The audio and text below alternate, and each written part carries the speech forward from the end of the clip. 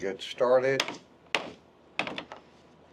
I'm showing that it's 5:30 p.m.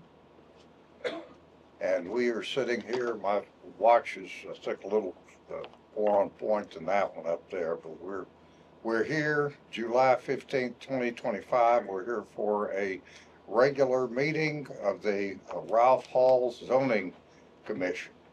And we're going to go ahead and establish a quorum. Got Ms. Johnson here, Mr. Duckworth here, Mr. Fogelberg here, Mr. Shinpaw here, and the judge is here. So we've got a quorum. Okay, let's move into public comments. If anybody want to comment, this is your chance. Going, gone. Okay, we're past public comment. If we had an opportunity to look at the minutes, everybody. Okay, assuming there are no questions, do we have any discussion? Do we have somebody who wants to make a motion? I make a motion to approve the minutes. Okay. Ms. Johnson's making a motion.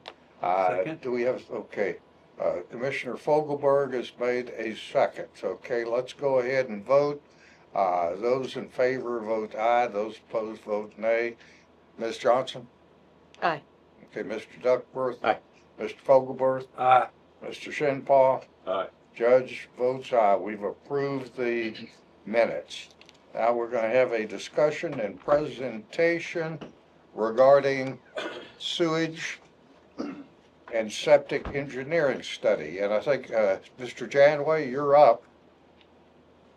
Yes, sir, Judge. I appreciate it. I think we're going to be up quite a bit tonight. We've got three items that we're talking about, and we appreciate the chance to come forward and provide answers that you've been asking for. Sorry about that. You may have to flip that switch up.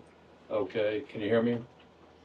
All right, Judge, Commissioners, I appreciate the time to come forward to talk to you about some questions you've had for some time on our study, the Jacob study, and also we're here tonight to present the water and wastewater plan that Upper Trinity has commissioned for the lake. And then also item 3, or the third item in our area, is the consideration of the OSSF regulations. But the first item, of course, is back in August of 2023, Upper Trinity commissioned a study by Jacobs Engineering, who is our engineer for the lake, and well-known company nationwide, maybe worldwide. I'm not sure. They're worldwide. And so we have 2 engineers from Jacobs to present to you some factors in that study that we presented to you back in 2023. Brett Isbell is a civil engineer, and he's the one who actually signed that report. And then we also have David Austin, who is a specialist in, I'm not even sure what limnologist is, but lakes. Okay, lakes and a wastewater engineer, so he's certainly the expert in that field. Let me jump in for a second. We're still waiting on the shoreline plan, and that sort of gets in the way of all this stuff.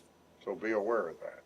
Yes, sir. We are working on that, and we've got 3 major plans we're working on. These are 2 of them we're working on now. So hopefully, We're ready to hear about them, but I don't see us taking any action on it until we get a shoreline plan, so we have an idea of what's actually going on.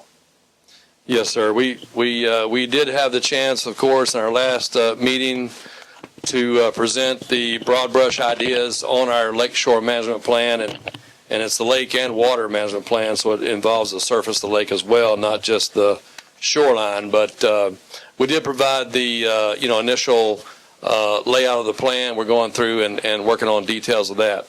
In the meantime, we are bringing forward Jacobs Engineering related to the questions you've had on the study for the OSSF systems around the lake. And so with that, I'm going to ask Brett Isbell and David Austin to make their presentation. I think it'll be informative for you to explain kind of what the study entailed in terms of what happens when you have septic systems around the lake, that sort of thing. And so with that, I'll turn it over to you guys. So David or Brett? Yep. Thanks, Doug. Come forward. Judge, Good to have you here. I'm glad you didn't melt getting here. It's good to be here, Judge and Commissioners. Thank you for the opportunity to be here tonight. All right, this is a presentation on water quality in Lake Ralph Hall. So it's really about water quality for, protection for water quality protection and for safe contact. Is this lake? What's this lake going to be like to use? So when we're looking at septic, leach field impacts, lawn or fecal coliforms. So that's contact and health.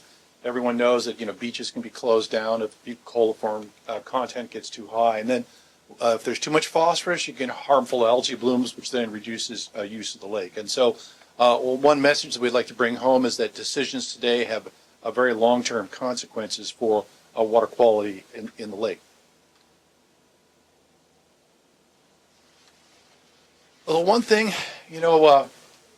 we as technical people will come up here typically with lots of graphs and things that don't really convey, in a gut sense, excuse me, what water quality is going to be like. So I've really tried to orient this presentation to sort of a visual sense of what will the water look like, and then try to understand that in terms of vulnerability to algae blooms and then septic system impacts.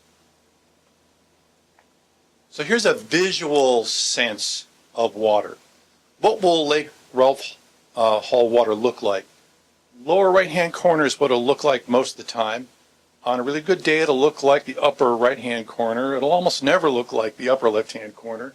And if the algae blooms get going, it'll look like the lower left-hand corner. So that lower right-hand corner, that's pretty good. You can see down on the water a little bit, and it's not bad to be in contact with.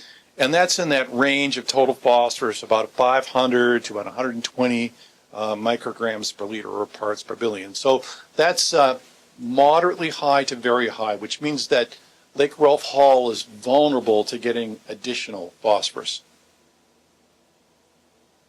So this is the only graph I'm going to show you, just to show that this is based in science here. There's something called the Trophic State Index. That's basically how blue or how green the water is in the lake. And there's different ways to measure that. You can lower down this Secchi disc and how far down you can see in the water. That's the Secchi disc depth. Chlorophyll A is a way of measuring how much algae is in the water. And total phosphorus grows the algae, which then affects the visibility in the water. So all those three go together. And a message here that's really important is that on that left-hand side of the range that has been calculated, it varies from year to year by weather. On that left-hand side, a lake can outperform the expected water quality a little bit. But on that right-hand side of that range, no, it tends to be pretty persistently green. So that means you've got to be careful about how much phosphorus is getting in the lake, in addition to what already just comes in when it rains and fills. And so if you add more phosphorus from septic systems, it pushes it over to the right a little bit, which can be a problem with the water quality. Okay, well, let me stop Sure. you here. Do we have a copy of these reports? Are they in here? I've been provided some materials. Do we have we have, Well, the Jacobs report, you have that. Yes, sir, you've got the Jacobs report that provided. No, I'm And we talking can provide a about hard these copy of this. slides. I don't particularly recognize them. Are they in here? Did you say a hard copy or a soft copy of this? Of the slides. we do not have a hard copy of the slides, do we? We can provide it. Yeah, we'll provide these. Sorry. Okay. So, want to draw a comparison here between Lake Ralph Hall and Bodark. And the two, there's a lot of similarities between the two, but the big difference is when we look at winds, which are mostly north to south, Bodark's about twice as wide. And that matters because the circulation of the wind is helpful. You don't want stagnant water. So the longer that distance, that what we call the fetch, the more distance there is for the wind to act on the lake, the better the circulation. So just overall, Bodark is a lake with better circulation than Lake Ralph Hall will be, simply because Lake Ralph Hall is narrower than Bodark. So that's an important consideration between the two. And this is just a graph. Oh, I lied. I guess this is another graph I presented here. But this just shows that most of the wind, depending upon whether it's winter or summer, most of the wind comes from north or south, which is why I drew those vertical lines over Bodark Lake Ralph Hall. So if you limit the phosphorus coming out of the septic systems, you limit the chance of pushing that graph that I showed you earlier to the right. You reduce the risk of algae blooms. So as I said, there's already enough phosphorus to put the lake at risk. And if you add more, that risk goes up a lot. And so here's the strange thing about aquatic ecology. The risk is incremental at first. You add a little bit, it changes a little bit. At some point, it's like the straw that breaks the camel's back. At some point, it flips. At some point, it changes a lot in the wrong direction. Very hard to predict, but we know it happens, and at some point, you just don't want to poke that bear. So the TP threshold is this risk to jump. Let's just say you can't really predict it, but we don't want to risk it. Let's stop for a Yeah. moment. I've got a thought that buzzes around my head. One is the lake quality for fishing. The other is the water quality. And explain to me, if I've got water that's got phosphate in it, an algae bloom, isn't it going to be treated, and won't that be removed before it goes to the ultimate consumer? Oh, there's the drinking water side, and then there's the use side. So the water treatment plant, Ed can talk about that. The water treatment plant can handle whatever's going on in Lake Ralph Hall. You've answered that question Yeah. for me then. That Yeah. was a concern of mine. So what I'm really talking about is fishing and swimming and being next to the lake. How about people with boats, So again, or boats? Boats, yeah. Recreational boats? recreational use. And so one thing I want to show you here is that there's branches of the lake. Those are the most vulnerable. The open water in the middle of the lake is less vulnerable, but some of those branches can be really vulnerable. I'll show you some pictures of that. Do And then- you have examples of lakes where there have been algae blooms recently in Texas? I don't hear about, I hear about algae blooms down on the coast. I don't recall any affecting lakes in Texas. Do I'll show you have some any? examples from Utah, from How about Texas? it's about the same. It functions essentially the same. I've got examples from Georgia, got examples from Utah, got examples from Lake Erie. It's the same the world over. Okay, well, you've got different temperatures, different latitudes, different altitudes. My question is, do you have any examples that I could look in for Texas where there has been an algae bloom that has caused a problem for a lake? I haven't heard anything about any of this. There's plenty of examples of algae blooms in Texas that have harmed water quality for use for lakes, and we can provide those for you. Yeah, I'd be interested in Sure, seeing that. absolutely. And so the other thing to consider is that these blooms can spread from, the inlets and the arms to the rest of the lake. That tends to be the pattern. And also, if you're talking about E. coli, the whole lake might be okay, but a little branch or an inlet where there's a lot of homes clustered, that can be a place where the E. coli can be too high, where people are living next to it. So here's an example. Here's a big one. Lake Erie, blooms start in the west. It's kind of sheltered. Get a lot of phosphorus going in there. That's where Toledo is and Maumee River. Blooms get started, and then they spread across the whole lake. That's how the big algae blooms in Lake Erie work. Utah Lake, same thing. You've got Provo Bay and Goshen Bay. They're shallow. The algae blooms start there, and they move into the rest of the lake. Here's Lake Allatoona in Georgia. It's a classic example of the middle of the lake. I mean, you can see it there. It's kind of blue, but on the inlet, it can be green. And here's Lake Lanier, which is a lot like Lake Allatoona.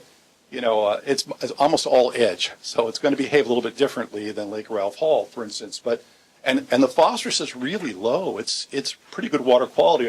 I work with Lake Lanier, and you can have these localized algae bloom problems. And so the Gwinnett County has looked at these local sewage impacts, and those studies exist. But here's an example. Pull this right-hand slide off a Facebook post. Someone living, people living on one of these inlets. Here's a satellite photo of Lake Lanier, and you can see people out, on the left-hand side on the west. They're not suffering from algae blooms, but people in that inlet, they are, right? And so that's the kind of how this works. What is the life expectancy of an algae bloom? They can be from a few days to months. It depends on the year. Okay, well, you're telling me a few days. Well, you know, that doesn't sound terrible if we're talking about a few days. It's not terrible if it's a few days, but sometimes that can stick for weeks or months. It depends. Temperature related? Say again? Is it temperature related? It's temperature related, and they tend to stick around longer during drier periods than in wetter periods. In wetter periods, you get a little bit of flushing going on, and this tends to push the algae out of those inlets. But in dry periods, those can just hang on for very long periods of time. Well, my understanding is one of the problems with this lake, it doesn't flush. Is that your understanding? It doesn't flush a lot. That's correct. It's compared to, say, Bodark, right? Bodark's got more flow through it, and this is this is the latest reservoir to be developed in My understanding Texas. is this is going to have a closed dam, and there wasn't going to be any runoff. Unlike Bodark, which has water moving downstream. Is this going to be a closed dam, or are we going to have water going through the dam, through the spillway?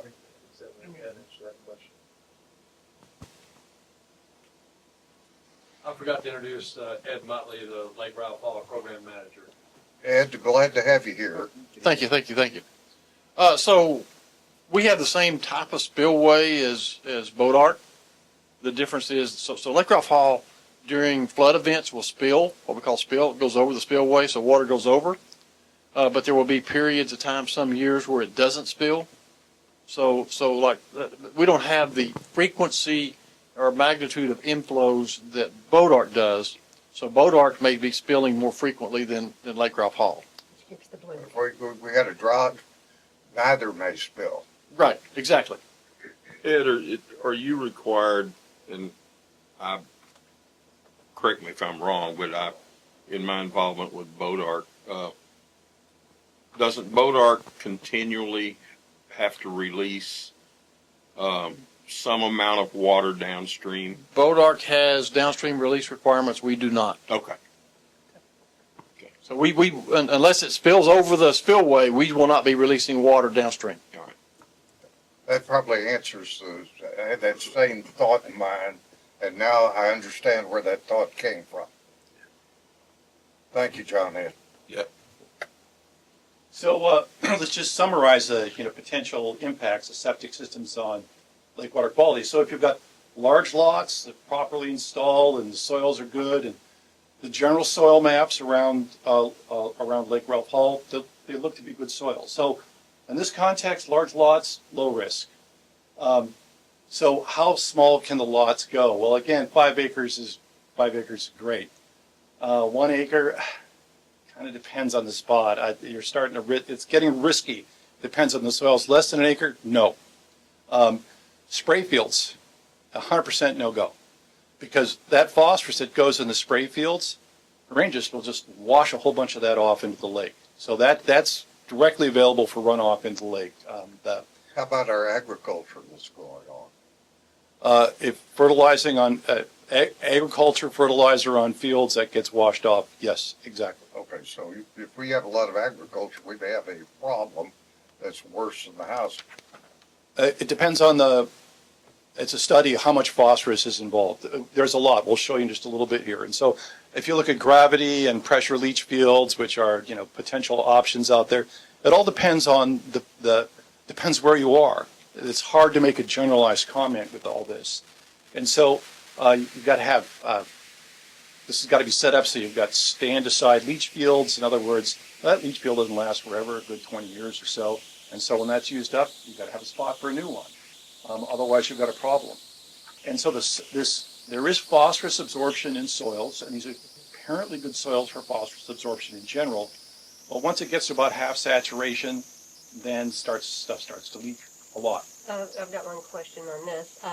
I live in Dover, close to this, and there's a lot of agricultural land that has been absorbed by this lake, and they're still doing agriculture there. So are we going to have them do something different? Are we going to work? I need to get ready for my customers to complain. Are we going to have problems that they're going to have to do something different the way they take care of their agriculture? You're talking about soils being flooded? Mm-hmm. So flooded egg soils leach phosphorus. So it depends on how much phosphorus is in those soils, and that's an actual study you can do that you can decide you take soil samples, you're looking at how much. Dan's asking about agricultural, not leach field. Agriculture. Yeah, All right, I have a farm.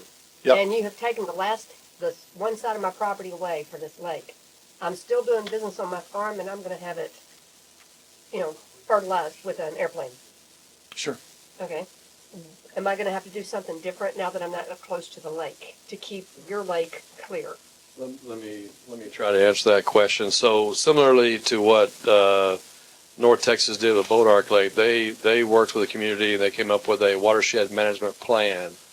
And that's a plan that is adopted by the county and it's a voluntary plan with all the folks that are upstream in the watershed of the lake. And they put out standard practices, what's best for the lake water quality. It's outside of what he's doing for septic systems within the zoning category of the lake, but those things are addressed in a watershed management study, which we have not done yet. Okay. But they did do one for Boat Ark Lake already, so you can look at that and find out kind of what those look like. I think they have one for Lake Levon.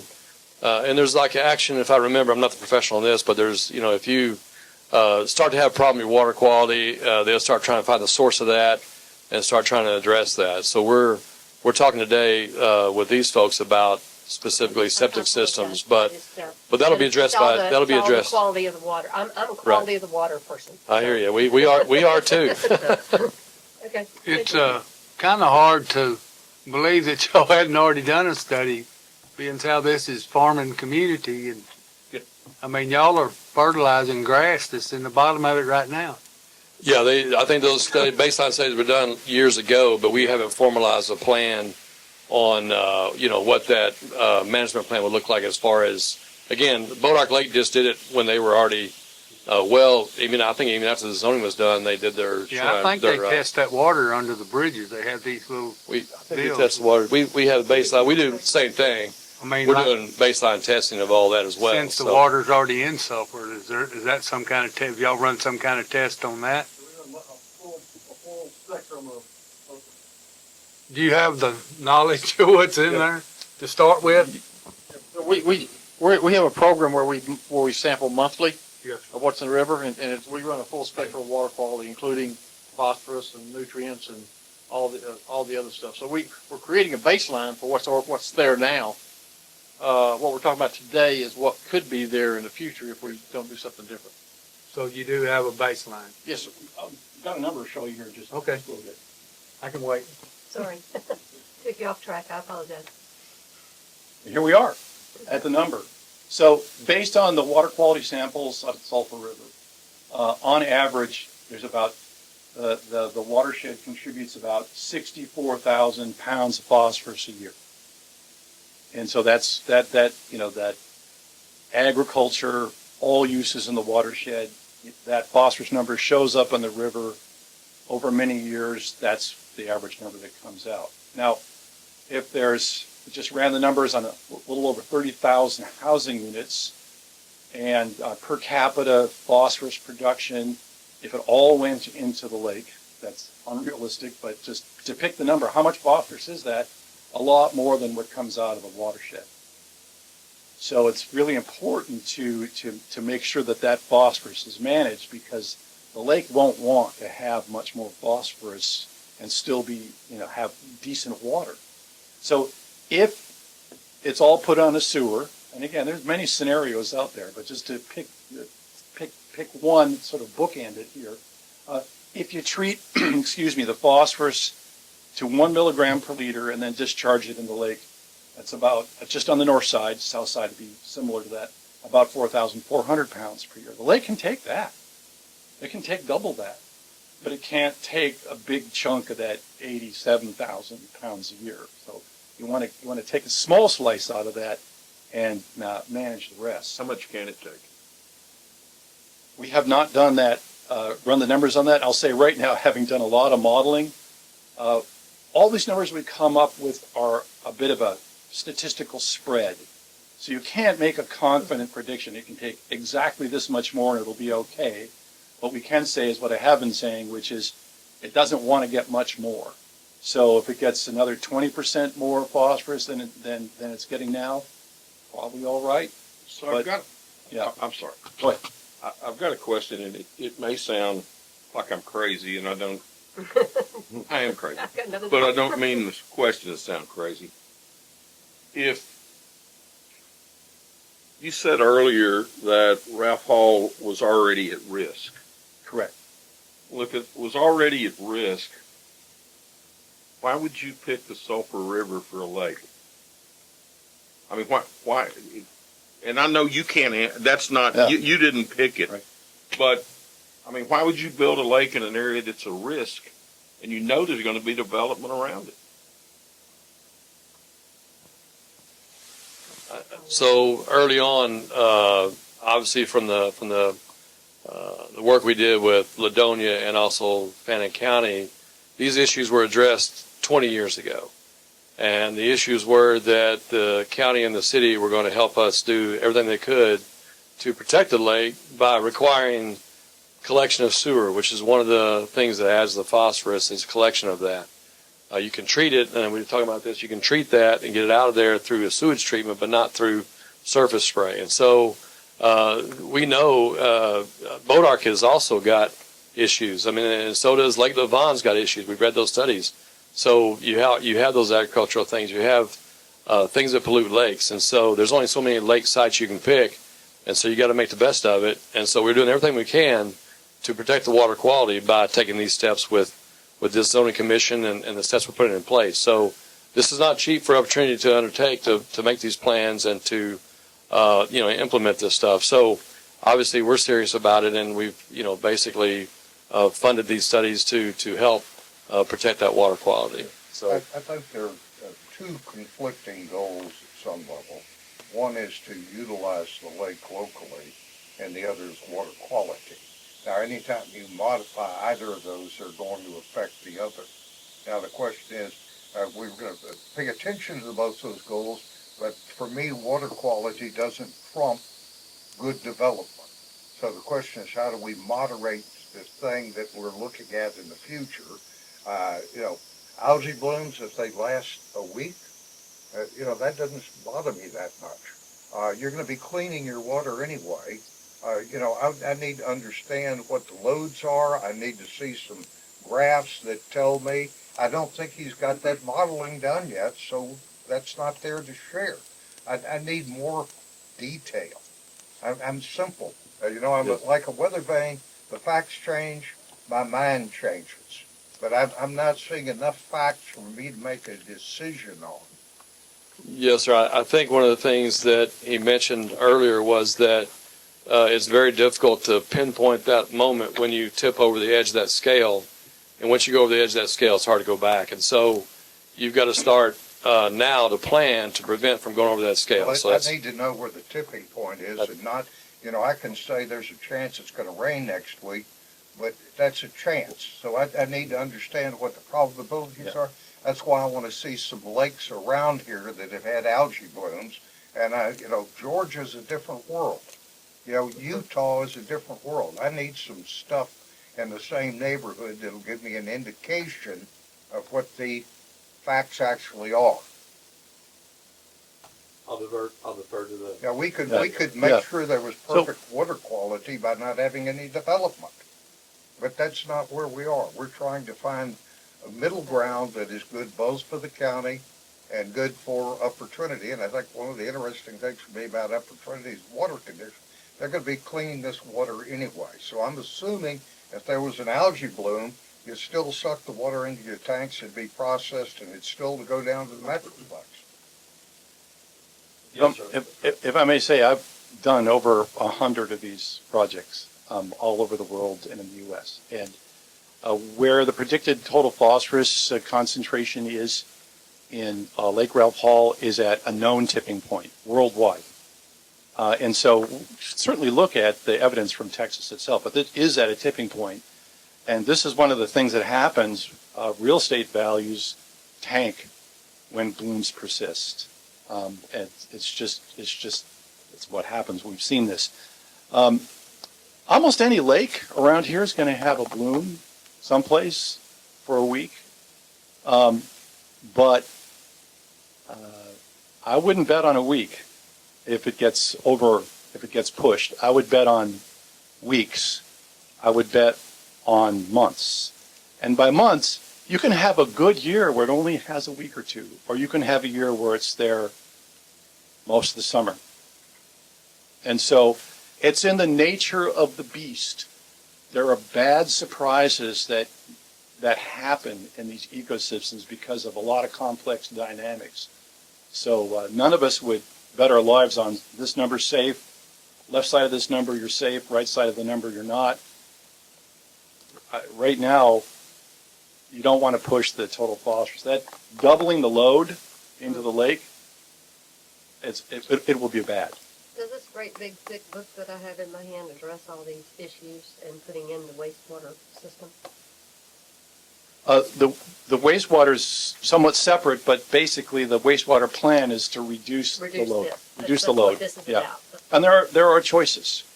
There are a few correct solutions, and that's an excellent plan. So we're addressing that by this plan. Yes, it's not our plan, but you'll see that plan here just shortly. I read it. It's excellent. So key considerations: you can have irreversible consequences. Soil absorption of phosphorus will delay impacts, but it doesn't stop it. And so the leaching of phosphorus from the soil will happen a long time, sometime, 40, 50 years down the road. Take all those systems out and put in sewers. Then you've got another few decades where that phosphorus is still leaking out into the lake. And it's those local impacts that people will really complain about. They built their house in that little inlet, and out there in the middle of the lake, it's okay. But in their inlet, it's not. And so that's another thing to consider.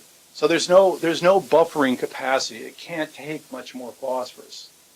So does septic technology reduce risk? E. coli, yes, absolutely it does the job if it's done right. Phosphorus, no. Aerobic treatment does not reduce phosphorus at all. And so with sewers, again, negligible risk. With septic big lots, you're going to be okay. Reduce that lot size? No.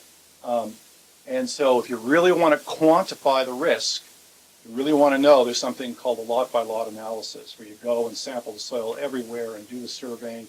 And there's all these methods for saying, these lots over here are good, and these lots over there are maybe not so good. And those are done in high-risk areas. Can I ask a question? Sure. So you stated that the septic for 30,000 housing units would give 87,000 pounds a year, and a sewer would give 4,400 pounds a year? Yeah. Is that for the same amount of housing units? Same amount of housing units. But you want That's for the north side. So if you put in the south side, you'd have to pretty much roughly Right. double that, yeah. So, but for us to have a sewage treatment plant, the number of houses will double. That's what the developers will come in and they will require half-acre lots of houses. It will double the houses. And the numbers that you've given of 30,000 housing units is, this county has 35,000 people in it. That's more than we already have here. Right. We picked a number, so that can be, you can reduce that proportionally. So it's 15,000, it'll be half of that because the phosphorus is calculated on a per capita basis. There's, And how does a sewage treatment plant lower the phosphorus levels? say again? How does a sewage treatment plant lower the There's a whole series of processes where, Because will not the sewage treatment plant be directly discharged into the lake? Whereas from a septic, it will be on the land, so some of the vegetation will take up some of the phosphorus? so what happens is the total phosphorus will be taken out in the sludge. So it'll be removed from the water and it will be in the sludge, and then that sludge will be disposed of someplace else, and there's a whole practice for where to put that. So The it's, sludge is also in aerobic systems, the sludge is also removed periodically from systems. The sludge does not get spread onto the ground. but there's, good point. So in wastewater treatment, there's specialized processes, additional processes, more than exist in like an advanced septic system that remove the phosphorus from the water. The septic systems do not remove, they don't have those processes to remove the phosphorus from the water. You said the phosphorus is in the sludge. But it's a special kind of sludge. It's advanced treatment sludge. So the sludge comes after a secondary treatment? good. Yes, it's part of secondary treatment, and then actually there's another step called tertiary treatment so it's like two-staged. You're taking a big chunk out of it, and then you're taking the rest of it out. Guy's comment is an interesting underlying tone. And the fact is, if we have to up the number of houses, if we're going into an area and we're going to require expensive package plants, is that the terminology for it? We're going to have, quarter acre lots or smaller for a developer to afford to put in that package plant. And that's going to change the very nature of the development in this area. We're going to be looking at maybe 0 lot line homes. So that's, these decisions can have demographic effects that our citizens may not want. So I want everybody to understand the moving parts. We're going to be making choices, and I want everybody to understand, I want to understand the effect that our choices are going to have on what we look like as a community in 20 years. I won't be around to see, but I can guess. So I think that's something we need to be mindful of. That is one of my biggest concerns, is that we are a rural community. And I think it's been very much expressed by the citizens around this lake that they would like to remain somewhat rural. And by putting in sewage treatment plants, pretty much forces municipalities. And so keeping the lots large keeps it rural and removes, lowers the risk a lot. Right. So there's a give and take on all that. Where I come from, people hate the counties. In most of the counties in Minnesota, hate the 5 acre lots because they still got to build the roads, they still got to build the schools, they still got to provide the ambulance services, and the property taxes and 5 acre lots don't do the job. So every choice you make, it's not easy. Every choice, there's pros and cons. Yeah. There we go. Trying not to fall here. I think, Ed, you had a comment you want to make here, so. Yeah, Judge, you were commenting about water quality versus development. And I think what's being missed here is we share that. And what we're trying to talk to you today about is what is a water quality impact on development. Because if we have a lake that is not desirable for recreation, it's not going to be desirable for development. That's our message for you today. I think there may be some of us that would not like to see development. If you're talking about large agricultural tracts, they're not necessarily going to want to see neighborhoods popping up. Around where I have, I've probably got 600 houses going in, and am I happy about it? Not terribly. Would I be happier that the lake wasn't there? I'm talking about Bodart? Yes, but I didn't have that choice. But I guess what I'm saying is it's an open question, and we need to consider the consequence and make a decision that the citizens want. Well, when we get to item number 6, we'll have hopefully some more discussion about that very thing. I will point out that this zoning commission, the properties have been zoned right now for certain sizes, and unless you approve that, otherwise, those are the sizes. So it really is incumbent upon the zoning commission and the county commissioners to hold that line if you want to remain, I say rural, but certainly it can be done. We've got folks on our staff, and we've got some of the biggest development engineers here today that will tell you can do it. So, what we found in other areas is that, whatever you require of a developer, they'll do it, and whatever you don't require, they won't do it. And they'll walk away and take their money and go back somewhere else, and you'll be stuck with a problem. So we're trying to, on the front end, avoid that problem for Fannin County to deal with that later on. We know of some, anecdotally, some stories in Florida and different areas where they've had to go back in and retrofit neighborhoods because of the pollution of the failing septic systems. I think, I don't know, I hate to bring it. Ed, one of your first jobs was around a lake in Texas that had to do that same thing too. So that was Lake Livingston, 40. On Alaska, face this problem, and they didn't prepare properly in the front end, and it cost a lot of money on the back end to retrofit everything to go back into sewer collection. So we're trying to get in front of it, have those developers pay for those plans, and not the county or Upper Trinity or somebody else who's now being blamed for the problem when we could solve it on the front end. That's what we're here about. So with the next, any more questions for Jacobs Engineering in regard to theirs? Because if not, we'll move on to the wastewater. We are going to be providing copies of those slides, and I have Yeah, we can provide one you. open question about other lakes in Texas that are similarly situated that would give me some markers to look at. Okay, we can look into that, see what we can find, and we can definitely provide you the copies of the slides for today. Yes, ma'am. When we go through this and what y'all are doing, are you going to make recommendations as far as how much development we do compared to the water that y'all are planning on using to help not just us, but other places? Are you going to have recommendations that we keep it? Is this a good plan? Is this a good number? Are these good numbers, or are these too high, too low? Are you going to give us those kind of recommendations? I think. Yeah, so the overall, I appreciate it. I know you have recently joined, as this is your first meeting, so and so I know there's been a multi-year process that went on to plan the entire area around the lake. And so the county adopted a plan that has certain, zoning categories. Most of it's 1 acre lots, some of it's 5 acre lots. There's a few lake commercial areas primarily. And there's also some half acre lot master plan, but not zoned. And so that is the plan that's in place. And so that's really what the county, It's a good plan. it's really a plan that the county has adopted, so it's their Let me plan. add to that. The plan was put together in a hurry by their consulting firm. There are things in there that we probably would want to change. Okay. So their consulting firm put it together. We had to put it in effect to keep people from grandfathering in with bad development. Gotcha. We put it in place so that things need to be tweaked.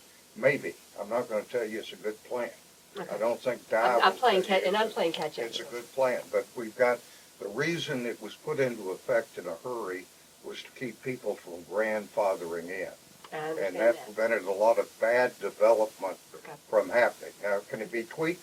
It is a living document. Okay. And we could recommend things to the Commissioners Court, and the Commissioners Court can change it. So it's not something that's cast in stone that we're stuck with. Okay. So I want everybody, the new members, to be aware of that. And we need to keep an open mind and do what's best for For our citizens. people. You bet. Okay. Right, and so just to remind everybody, a part of this water does go to Ladonia if and when they're ready to take it, so that it'll be local use as well. The plan itself was put together by the engineers. We actually picked the same engineer that developed the Boat Arc plan, so we were trying to get a little bit of economy of scale, and they're already familiar with the local preferences and went through a whole planning process with the same engineer that did the Boat Arc plan. So yes, we did commission the plan, but it was a But county there's room for process. tweaking, as the judge Oh, said. absolutely. We Yeah, can yeah. tweak Uh-huh. this plan as we continue. And our interest will always be water quality. All right. So- And I think that one of the things we're looking at here is getting something together so we can have everything in front of us and make all the pieces fit. I think there's been concern about, our primary concerns were making sure we have docks available for people on the lake, making sure that we control what goes on around the lake. I think there's a possibility that we could end up with Ladonia taking that over if they want to step up and annex that entire area. I think there's even some indication that Ladonia could be required to annex the entire area, which is a scary proposition. I think that the Upper Trinity has the right to require that possible. I don't know how that works. I haven't looked at the law to see if it's possible, but there's some things in there that I'm interested in. One of the conversations we've had over the last,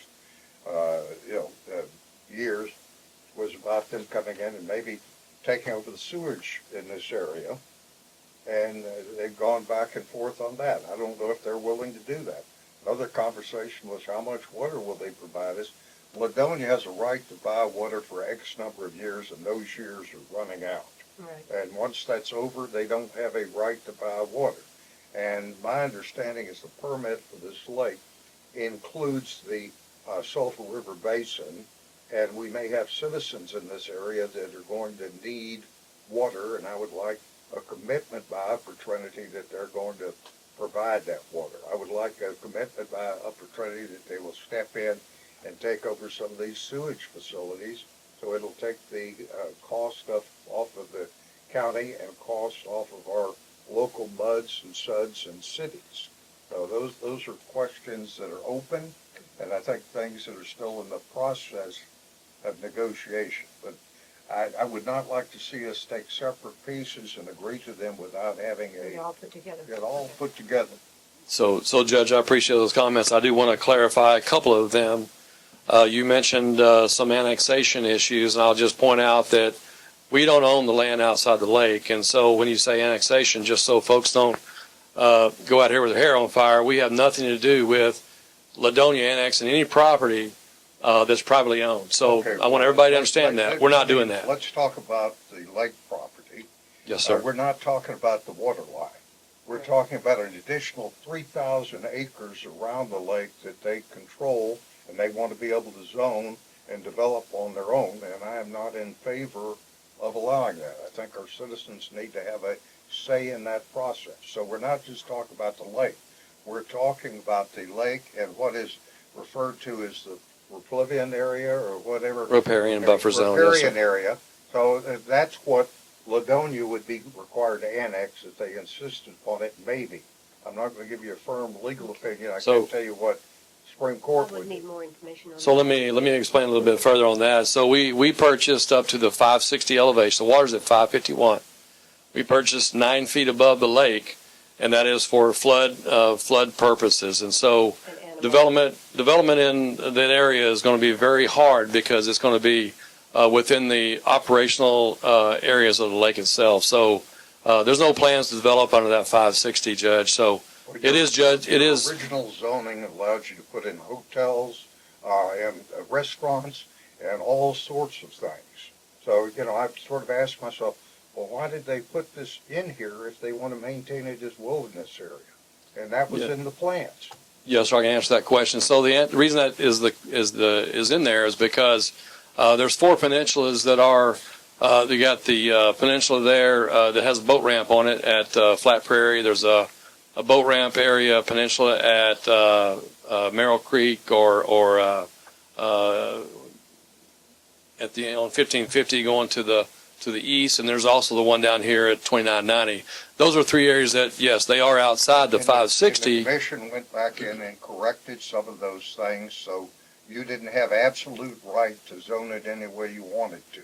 And I want that clear. I'm looking at historical progression and facts. Yes, and so what I'm saying is that the reason I had all those uses is because all those properties are involved, and so we had both riparian buffer zone and potential marina and boat ramp areas in the same zoning category. So it was all encompassing zoning. We did work with you guys to break those out, identify those specific areas, and the rest of it remained riparian buffer zone. So we've identified that out in the zoning. We've broken it all out. We have the 3 peninsulas plus the headquarters facility, which are separate zoning categories, and they're on the map there. So, and they were in that previous slide on this presentation. So that was all done and working with the county to make sure we define those and met your requirements on how to control and regulate and understand development of those areas. And we're happy to bring those forward. So the next piece, though, is when the comprehensive plan was approved, there was a chapter in there, the chapter 4, that talks about water quality and water infrastructure. And so when we first did the plan, you mentioned it was in a hurry, and so we basically cut that chapter kind of out, or at least truncated it. We modified it. And so it made it very short, only a few pages. And so And we added materials of our own to talk about recreational use. yeah, and there was Contradicted your provision. So there's a contradiction between the provision that deals with water quality and the provision that deals with development. And so what we're here today to do is to fulfill that missing chapter in the comprehensive plan. Also because the way around the lake, there's multiple water suppliers who each on their own are not able to come up with a master plan like this. And so we took the initiative to commission a plan that will provide for a whole lake look to provide water and sewer services around the entire lake. And we know this is a master plan that'll be amended. It's not a requirement, but it's a guidebook or a guideline. So we have, so with us today, we have Katie Waldo, who is an Upper Trinity engineer. We have Andrew Miller and Anthony Samaripas. I'm not very good at that. Oh, you slow down. They are our engineers for the water and wastewater management, water and wastewater master plan. You had one other person. We had Kaylee, Andrew, and Anthony. All right. And I've got to give a shout out to Ashley Morgan, who is actually the person who did the most work on this plan. And I understand she's out. Can I say? So she had a baby, and so she's out. I don't want to make any HIPAA stuff here, but she's at home with a baby. But I think she'll come back sometime That's soon. But wonderful. And let me make certain, my understanding is you guys aren't going to step up and provide water or step up and provide sewage treatment plants at this time. That's in the future if you guys are going to do it, except you do have an obligation to provide water to Ladonia, and I think that limitation, I think it started out 20 years and probably 12 years of that has been burned away. So I think it's a 20 or yes, sir. I think it's either a 20 or 25-year contract, and it has, I think, automatic renewals and that sort of thing. So it's, I believe it's a long-time contract. I don't know about automatic renewals unless they're agreed Yes, to sir. by both sides. So my recollection of looking at it is it was for a limited period of time. The contract was entered into 2004, if you want to know the time. 94? 2004. 2004. Yeah, and I believe the county contract was 2009, I believe, So we're already 20 years into it? roughly. So that's, doesn't leave a lot of burden. But on that. we'll deal with Ladonia on that contract. I believe we'll be fine with Ladonia.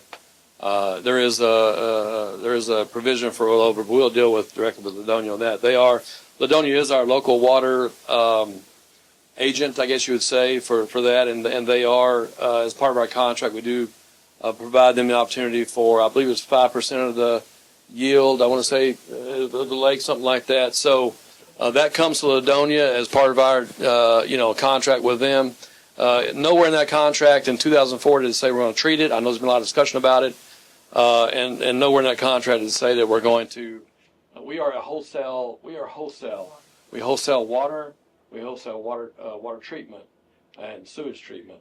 And so we're not in the retail business. So that's not our business to do retail treatment. And so I think it's important for that to be out there, and also to be important to know that we are here and we have shown we assist Ladonia and Fannin County when we can. We provide support when we can. We have to stay in our lane though, and so we have to know where that's at. We are going to provide and support them anytime we can. Same with the county. I think you can attest we try to step up when we can. Now treatment, nobody's ever made a commitment we're going to make treatment plants our responsibility. We're providing a plan so that the way these things typically happen is that you have a developer who will put in a big subdivision, and they will create an entity that will treat that sewage, and they'll manage that sewage treatment as an entity, like a MUD, for instance, or some other entity that they create. Eventually, enough of those entities get together, and they create a larger entity that takes on the whole thing. Or they'll collect it and haul it in a honey wagon.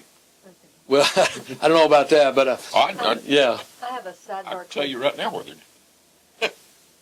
it might be too much for that. I don't know. Be a All lot. right, you own this property that you're planning on being available for hotels, blah, blah, blah, whatever. You're going to resell this land No. or keep it? I mean, you say your thing is water, so this property, you're going to keep it and maintain it under... On the map back there, you'll see we've identified the boat ramps. And so our thoughts were that around those boat ramps, there's probably going to be commercial development. And you own that And we own that property because it's a boat because ramp. You took it from...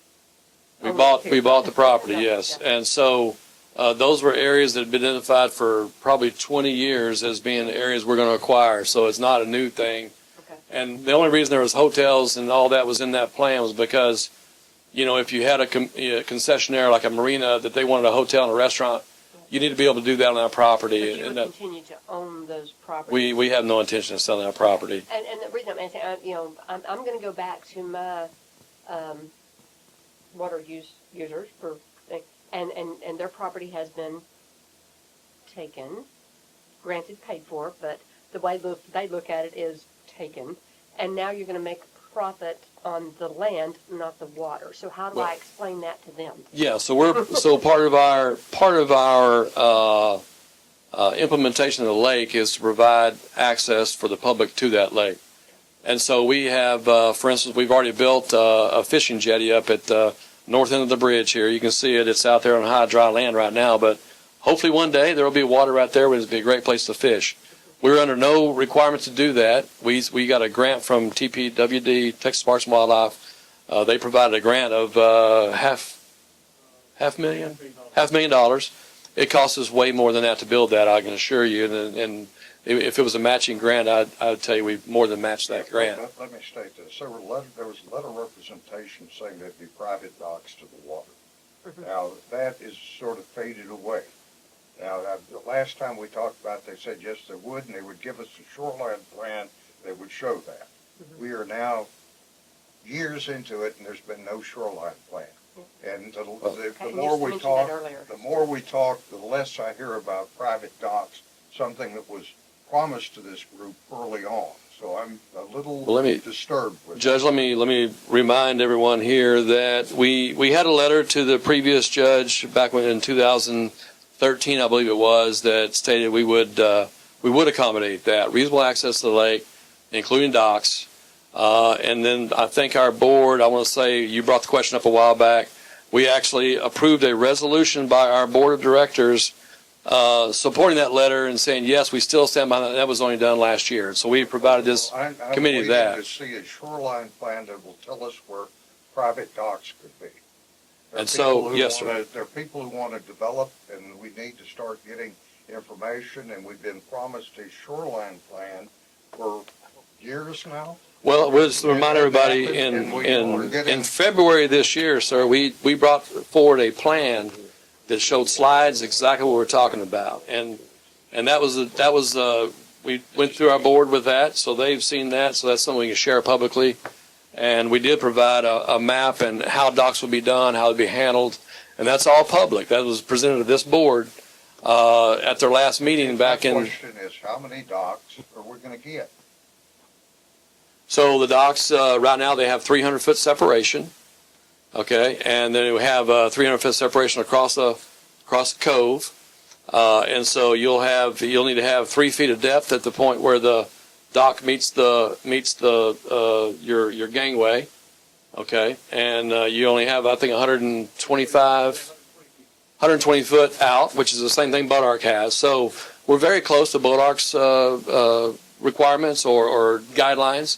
Not quite there, but we're very close. They have 100-foot separation and a 200-foot separation.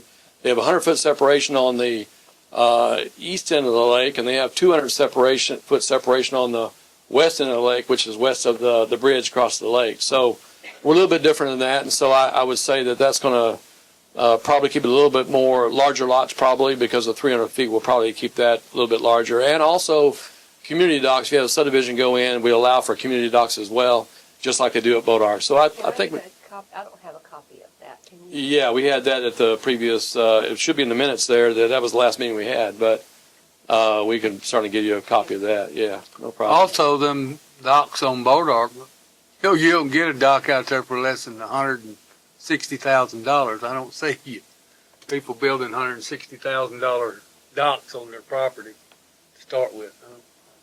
That's pretty. Well, I think they're working on community docks right now mostly, but yeah, I think that's.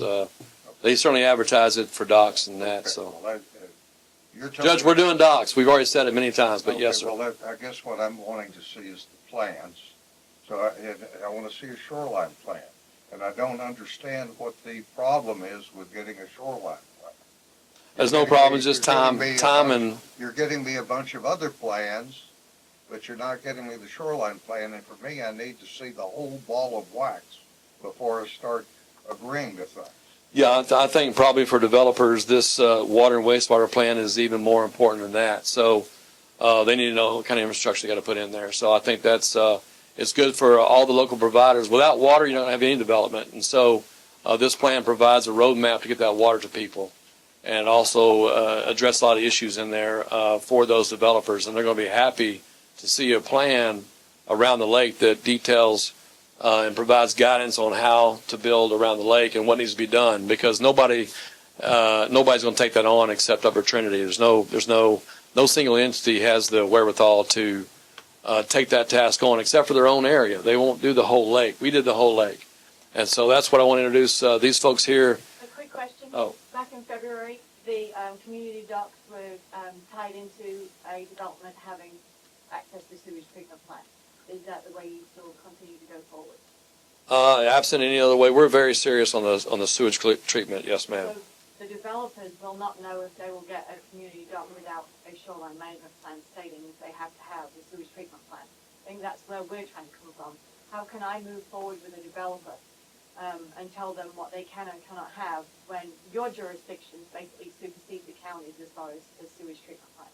Well, it supersedes certainly the access to the lake. It doesn't supersede the county on any sewer requirements, other than if you want. If a developer is going to have a sewage treatment plant to have access to a dock, they're going to need to know that before they come in, otherwise they will not. So I would. And then they'll want to go down to less than acre lots. So I will say that what you've seen publicly is what our position is. And so our board's seen that, and this zoning commission has seen that. So that is the direction we're going. So I would say, other than codifying it, what you saw on the slides is going to be pretty accurate, I believe. We'll codify it eventually, but not quite. I think that's all we're lacking is just codifying that plan with our board, with all the agreements and all the legal language and that. But we gave you all the concepts in that PowerPoint. Pretty basic concepts, basically. So it's 300-foot separation, 120 feet, 125 feet, 120 feet out in the lake. Got to have 3 feet depth at the beginning of your dock, at the end of your gangplank. In my experience, a developer that comes in that knows they have to be attached to a sewage treatment plant to get a community dock will have to go to less than an acre. Well, and then the other thing is later on this agenda, we got item number 6, which we've offered some relief on that, so we can talk about it when we get there. So in the meantime, I'd like to get these folks to present they spent a lot of time and effort on it. We spent a lot of money on it, and it's a great value for the lake itself. And I know that we probably have some water providers out here. I know Ladonia's here, and probably some other folks. I know some other water providers are here too, and are very interested in this plan. Gober's here. So these are all the people that we worked with to make this happen, and so I hope they find this plan useful for their needs as well. So without further ado, Kaylee, I'm sorry for the long introduction, but Kaylee Waldo, Upper Trinity. Thank you, Doug. Good to have you here. Thank you for the opportunity to speak on the update for our master plan. So I'm going to kick us off with just some project background on how the master plan came about and the baseline understanding and information we received coordinating with the water supply corporations in the area. Then I'll hand it over to our engineers with Kimley Horn, Anthony, and Andrew to go over the actual planning approach, the more technical elements of it, and ultimately our master plan results. So diving into the project background, as Doug alluded to, really our goal with the water wastewater master plan is to provide a roadmap. Provide a roadmap for infrastructure improvements within the lake planning buffer area to support the growth around the lake and to protect water quality of the lake. So before we really dive into the details, we just wanted to highlight what is a master plan.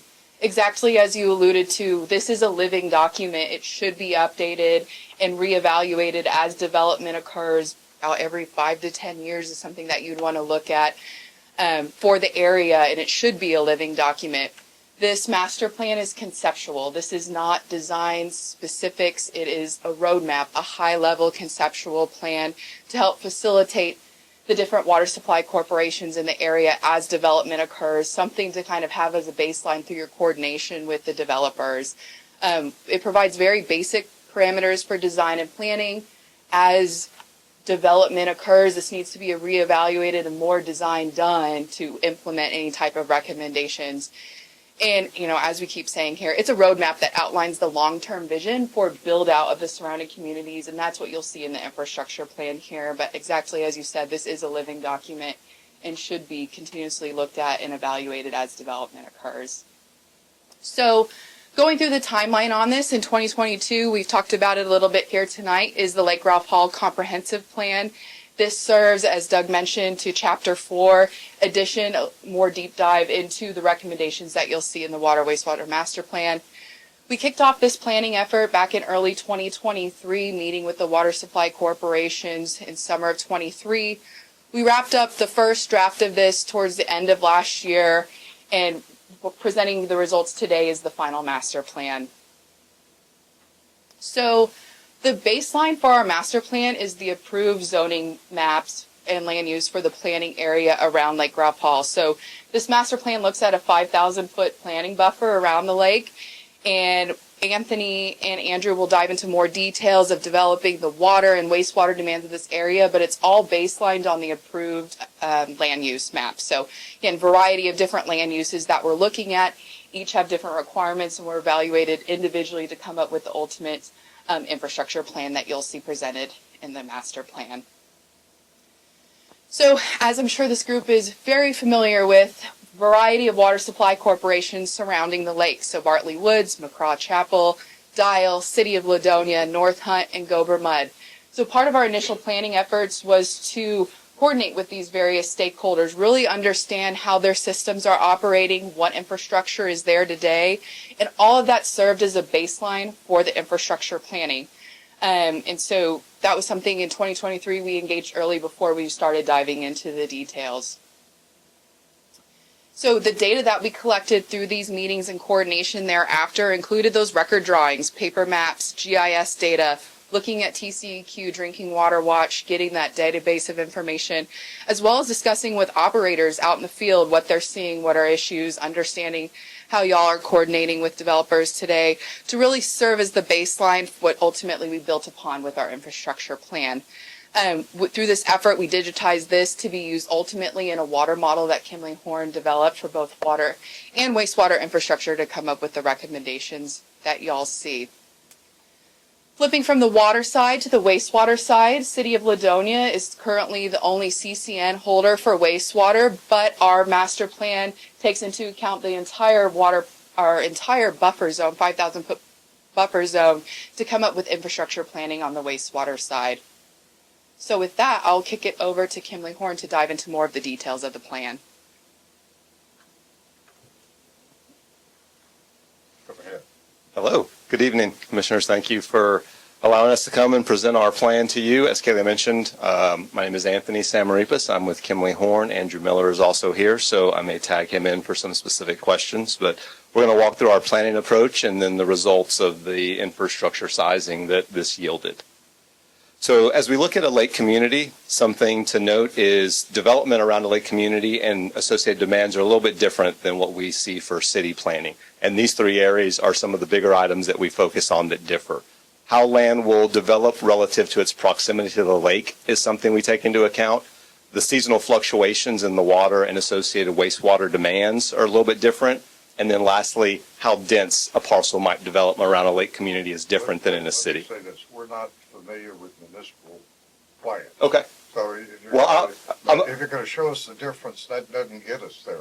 Talk about the rural side of it, and you may be able to save some time. Well, it applies to a public system. So any water or wastewater system that serves a normal development, if you will, is different than a lake community. And I'll talk about those differences, and I think they will be applicable to any other public system that you're familiar with. I think a lot of us just have our own backyards. Excuse me? A lot of us have our own backyards. Sure. That's as public as it gets. Gotcha. So one of the things we leaned on a lot was existing case studies. There's similar lake communities around the Metroplex that are mature in their time frame, so we gleaned as much information as we could from those communities, one of which was Possum Kingdom. So here's a map of Possum Kingdom here. And one of the things we saw and that I mentioned was proximity to the lake and how that impacts potentially a tracts development. It may sound obvious, but the closer you are to the lake, the more desirable that property typically is, and the more likely it is to develop. And not only the more likely is it to develop, it develops denser as you get further from the lake. Those properties don't develop as fast, and they typically don't develop to full density. And that's what we saw with Possum Kingdom. We've seen that with Texoma, which is another case study that we looked at. I'll refer to that a little bit later in the slide.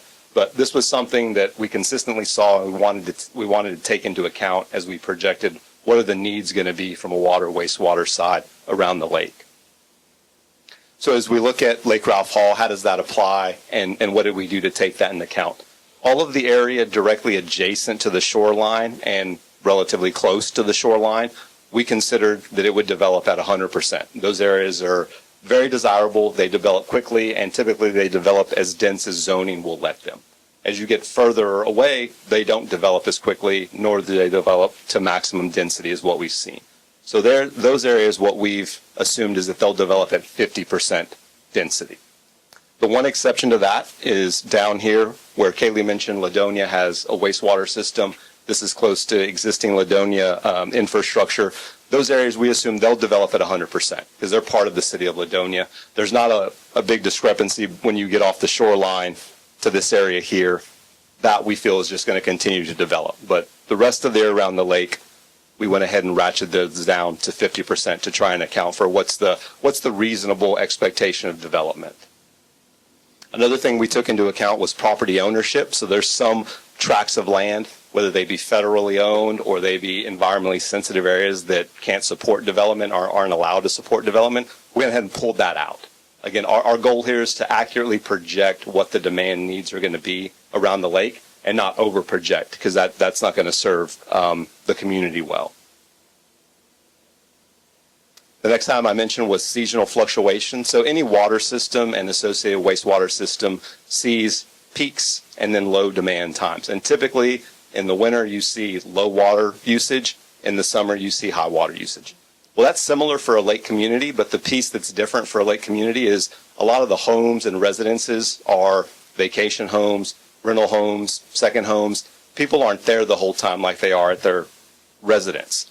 And so we see an increase in weekends and holidays, more so than you see at your typical house. You know, you're there all the time.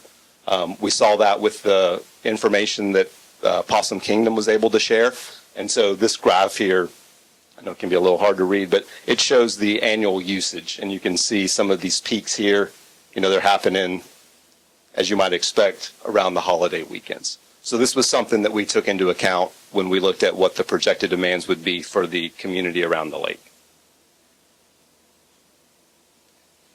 So as we look at those areas, we start to drill down to, okay, well, what is the difference between a low season and a high season? And we start with, well, what's the occupancy rate? As I mentioned, not everybody's there 100% of the time. They're there on the weekends. They're there on the holidays. So in the low season, we're assuming that 60% of the residences are occupied. As you look at the high season, July 4th, almost every house is going to be used, almost 100%. So where are you drawing your assumptions from? So that was part of talking with Possum Kingdom and comparing their demands to what's existing on the ground. That's how we develop that. In addition to houses being more occupied during the high season, there's also more people during that time. So during the low season, you're just under 3, but during the high season, you have more people wanting to use the properties, use the lake. We're seeing more closer to 5. So we've got low season, we've got high season.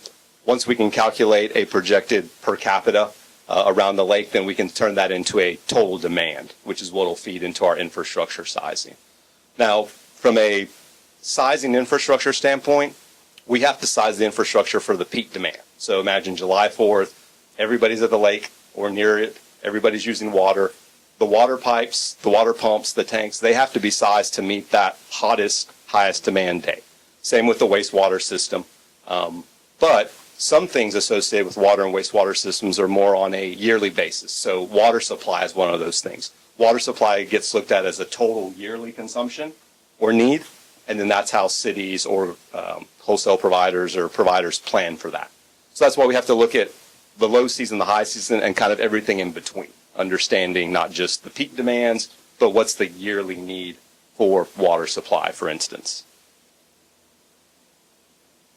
Another item we looked at is how might a parcel develop in a lake community versus in a city or versus a non-lake community.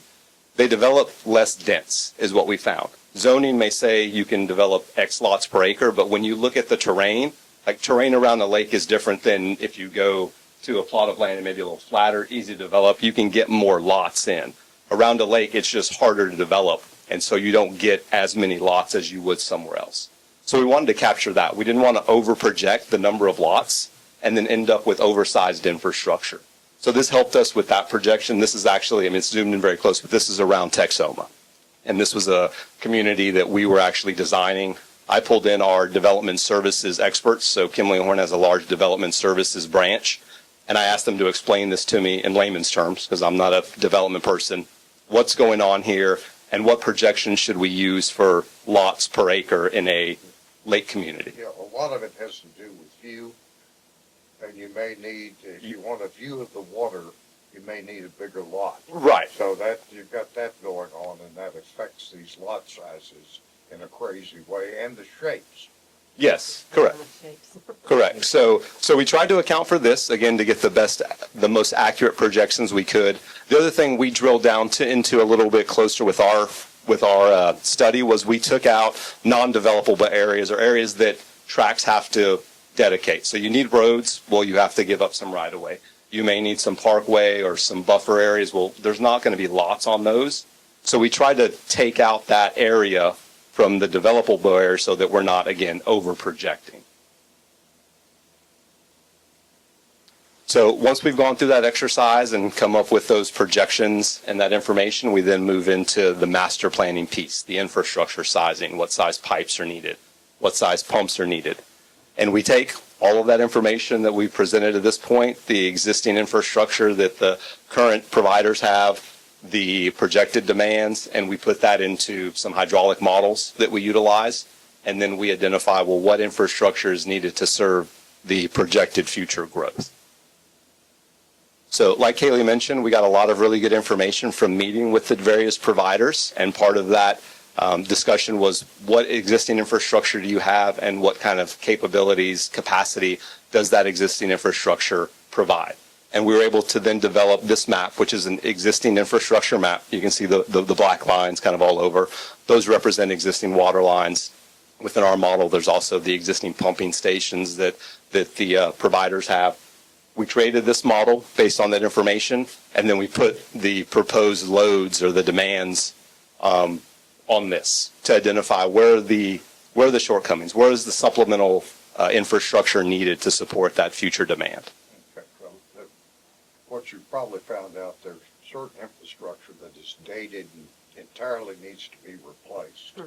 And there's certain MUDs and SUDs who don't want anybody else coming into their area and will be willing to give up CCN area. So I guess, you know, I look at a couple of these, I'm not going to call them out by name, but I know one doesn't want anybody else. I think they may be at 180. They've got another that's dry and they won't put in a well for anybody. And if you want a well, they'll tell you, get us, you know, we're not going to do it. Mm-hmm. So I guess, are you telling me that everybody is committed to going forward with development, or? So where we leave off, and this goes back to something that I think Kaylee and Doug touched on, was this is going to be a roadmap that we hand over to the different providers and to this commission. Now, it's a voluntary roadmap that then you can do with it, you know, how you best see fit. Share it with the development community, use it for your own planning. But, you know, we didn't ask for specific commitments or ask what's the likelihood of anybody implementing this plan. We just met with them to understand what their current systems included and what its capacity was. I think one of them doesn't even have a well. Judge, I was part of this question answering thing for the city of Gober. They aren't doing anything for us. They are just letting us know what's coming around us, and then we get to decide whether we want to be a part of it or not. I think that's where we're at. You know, we get to look at it and say, are we going to grow or are we not going to grow? And we can still do that. You know, so I think that's pretty much our infrastructure. We just totally did. So I'm anticipating some growth because we have a lot of dead man's lands around us that are going to grow whether we want them to or not. Somebody's going to buy them, and you know, so. They can put in a mud or their own, get their own CCN. There are things that can happen. That's right. And so being aware, I like the idea of being aware. The thing about all of this is, as a county, we need to be aware of all of this and then try and work our magic on all of this. So as we go from the existing system map to what proposed infrastructure would be needed to serve that future demand that we calculated in kind of the previous steps that I went through, this map shows it here. The blue boulder lines represent proposed water lines. There's also, pumping improvements that would be needed, but all of that is detailed out in the master plan that we developed and provided. But this map kind of graphically shows the results of here's the infrastructure that would be needed. One thing that I didn't mention when we looked at the demands that we were planning for, we did not include fire flow as part of the infrastructure needs. So that's not part of the sizing or criteria that we looked at. It was just serving, if you want to kind of call it normal usage, domestic usage, but it doesn't have fire flow protection in You've it. got a neighborhood with 500 homes on quarter-acre lots. You're going to need fire flow. And That's that going to change the size of the pipes. And there's a question about, fire plugs. Those are things that you didn't look at. Well, so we looked at it, and the result of including a system that can provide fire flow results in very large pipes and very large pumps relative to the other demand. Other things, and you're not planning for that for them. That's still out there and open. So if fire flow would need to be something that each development considers on a development basis, and that would be something that the developer and the provider which area they're in would need to be discussed. But to size all of this infrastructure to provide fire flow for the entire community, like I said, resulted in significant pipe sizes, which one would result in water quality issues because there's not enough normal demand to flush that water. Two, it would result in a very large capital cost. And so after we evaluated it, discussed it with Upper Trinity, the approach was we're going to size for, like I said, normal domestic usage and the peaks that come along with that. But each development as it comes in would need to consider fire protection and work with whichever provider they're in their service area to identify. Yeah. Did you take into account the commercial usage in the area that's zoned for commercial? Yeah, so as part of our projections, we did account for the non-residential uses too. Yeah, I know I focused a lot on the residential piece, but there was an associated non-residential calculation as we calculated all of the potential demands. Well, I guess that's a question for Di.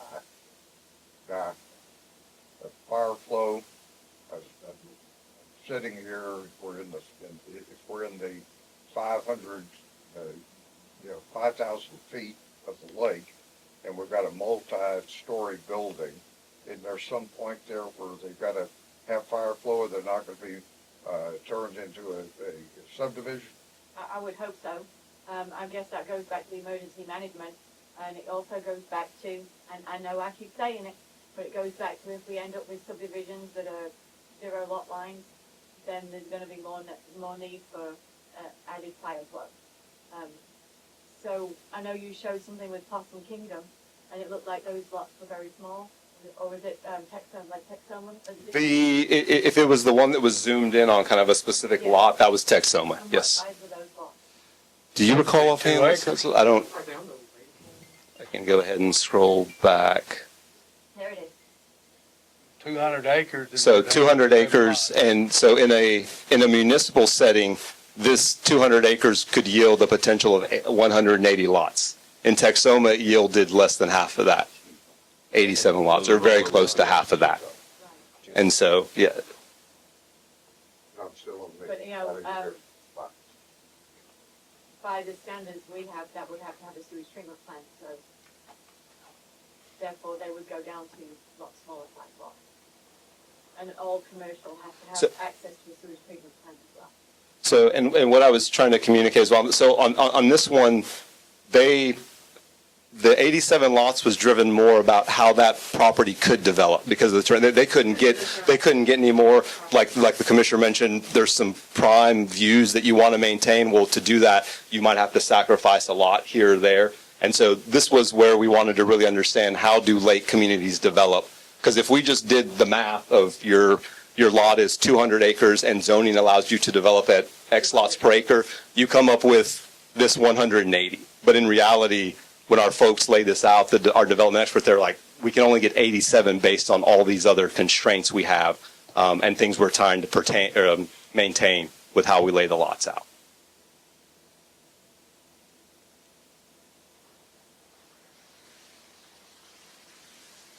So for wastewater, we took a very similar exercise, although like Kaylee mentioned, Ladonia is currently the only provider that has existing infrastructure. So a large majority of it was going to be just new infrastructure to serve around the lake.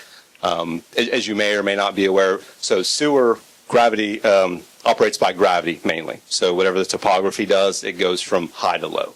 That's the way the sewer is laid out. And places around a lake typically go from high away from the lake, low to the lake. Everything flows to the lake.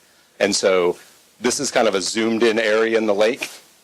And what we have here is a couple of sub-basins. And so what the plan would be is these sub-basins would collect sewer and it would all just flow down like it normally does or like the terrain does. Once it gets down close to the lake, it would need to get collected and pumped to somewhere where ultimately it could potentially be treated at a treatment plant. And that's consistent for this sub-basin. If we kind of zoom out to the entire, like you see there's several of these sub-basins that would all flow down towards the lake. They would have some form of lift station, pumping station that could collect the flow from there and pump it over to a potential treatment plant. So this map here, similar to the water map, shows. Keep the sewage away from the water. Yes, that's currently what this plan is designed to do, is collect the sewage and then pump it away from the water towards a treatment plant that would be able to treat it. So once we ran through that exercise, then it was just a matter of kind of documenting everything in the plan you have there. But yeah, I mean, next steps, like Kaylee mentioned, this is the baseline planning document for the commission, the community to use, share with the development if you see fit. Kaylee mentioned typically these are updated about every 5 years. That's what we would recommend. But if you see development coming in faster, differently, slower even, you might want to update it off cycle. It doesn't have to be every 5 years. It can be updated as needed, but 5 years is probably about the maximum you want to go without revisiting, especially for an area that's developing. So with that, we're more than happy to take any questions. And we've got a copy of that document that's sent to us, so I've got it in my hand. The master plan. That's the link. Yeah, that's the link. Yeah, I've actually got a copy of it here.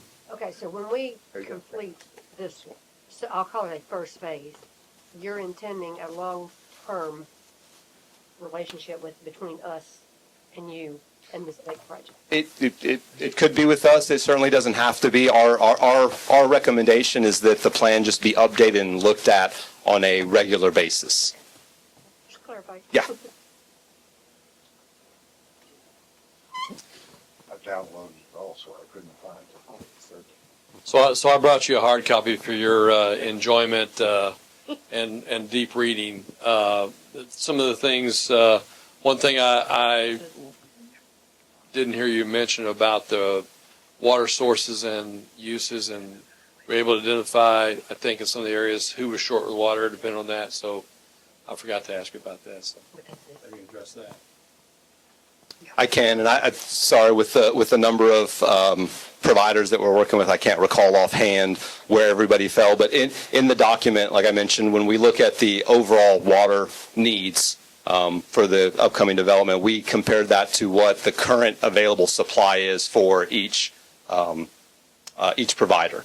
And there's a table in the report that shows what the current supply is for each provider and what the potential supply need is for kind of their their service area around the lake. And so we calculate, for McCraw Chapel, just for instance, they have X supply currently on hand. They're going to need Y supply total. And so there's either a deficiency or they have enough. So we've done that math in the report. A lot of horror stories about people who are having to have cisterns because the local supply agency won't supply them water, or they're giving them prices. I remember one lady said they won $60,000 to run a water line to them because they had to up their pump capacity. So there's a lot of crimps on development in some of these smaller muds and suds.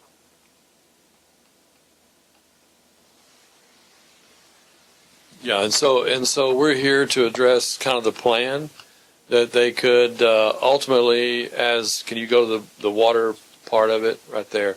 Yeah, and so when you see a developer wants to develop, certain peninsula right there with a subdivision, for instance, let's just take McCraw Chapel on the north side there.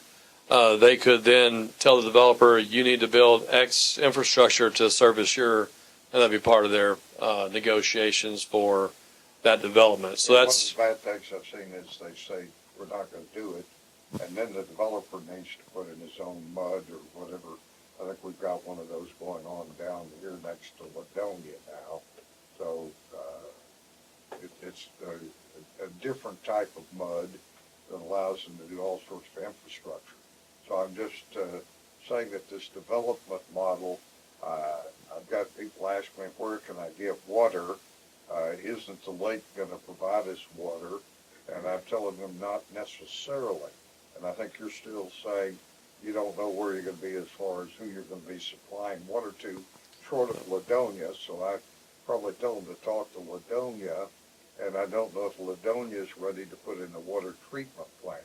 It's something that we need. I think Bodark has the right to get water off of Lake Bodark, and I'm talking about Bodark mud. And there's some possibility maybe a water treatment plant going in that could be commonly used. And as you're aware, Mr. Tanley, you come to the water agency meetings. There's talk about some sort of cooperation to cause some of these things to happen. And I don't. This lake comes into play often, and I don't know what the answer is as far as supplying water. And I don't think you know either. That's something that your board's got to decide. Well, I would say that the CCNs exist today, and so those folks, McCraw and Bartley and Dial, and those folks, they have those areas to supply water. And so if a mud comes in, there will be some discussion, negotiation, like for instance the one for the Fannin County MMD number 1. That district is on the edge of Ladonia's CCN, and I don't know, they may be outside of a CCN actually, but it's kind of between a couple of CCNs. So there's some certainly some discussion out there, and to make that happen. But yeah, there's all kinds of financing methods, and that's one of the things that MUD's put together is they are able to finance the infrastructure. I guess what you're telling me is when you say you're a wholesaler, you're not going to be selling water to users. You're going to be selling water to entities that supply water to users. That's what we do. Okay. I'm not going to say what we're going to do. That's what we do. We provide Untreated water? You supply untreated water? We provide treated water to our customers. But y'all's The meters, situation here, this one, is that part of our contract with Ladonia is that they have available a certain percentage of the lake for them. And we have Untreated water. in our Raw water. raw water, yes, sir. And part of and that's been the case since day one. That has not changed. We didn't change anything. That's the way it's always been.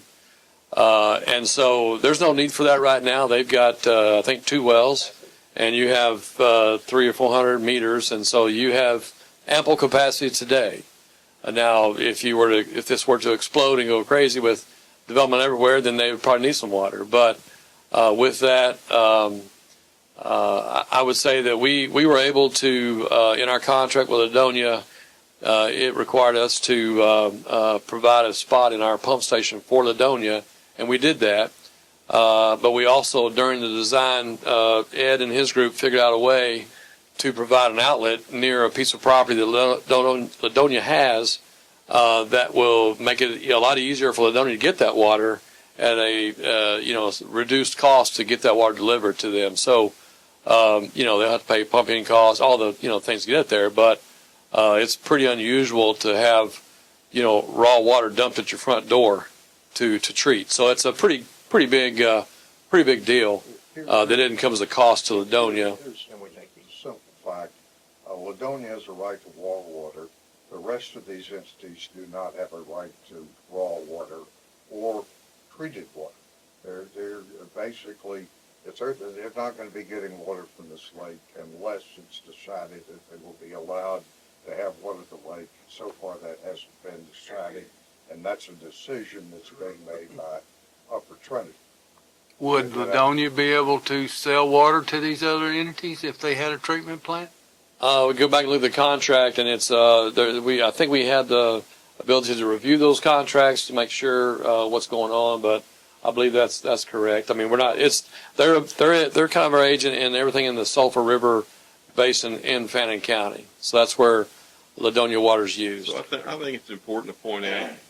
So you talk about MUDs and you talk about a city, but where you see WSC up there, that's a water supply corporation, and the CCNs for water supply corporations, it's kind of a double-edged sword.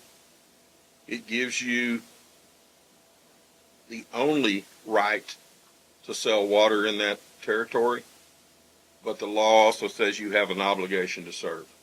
So you cannot say no.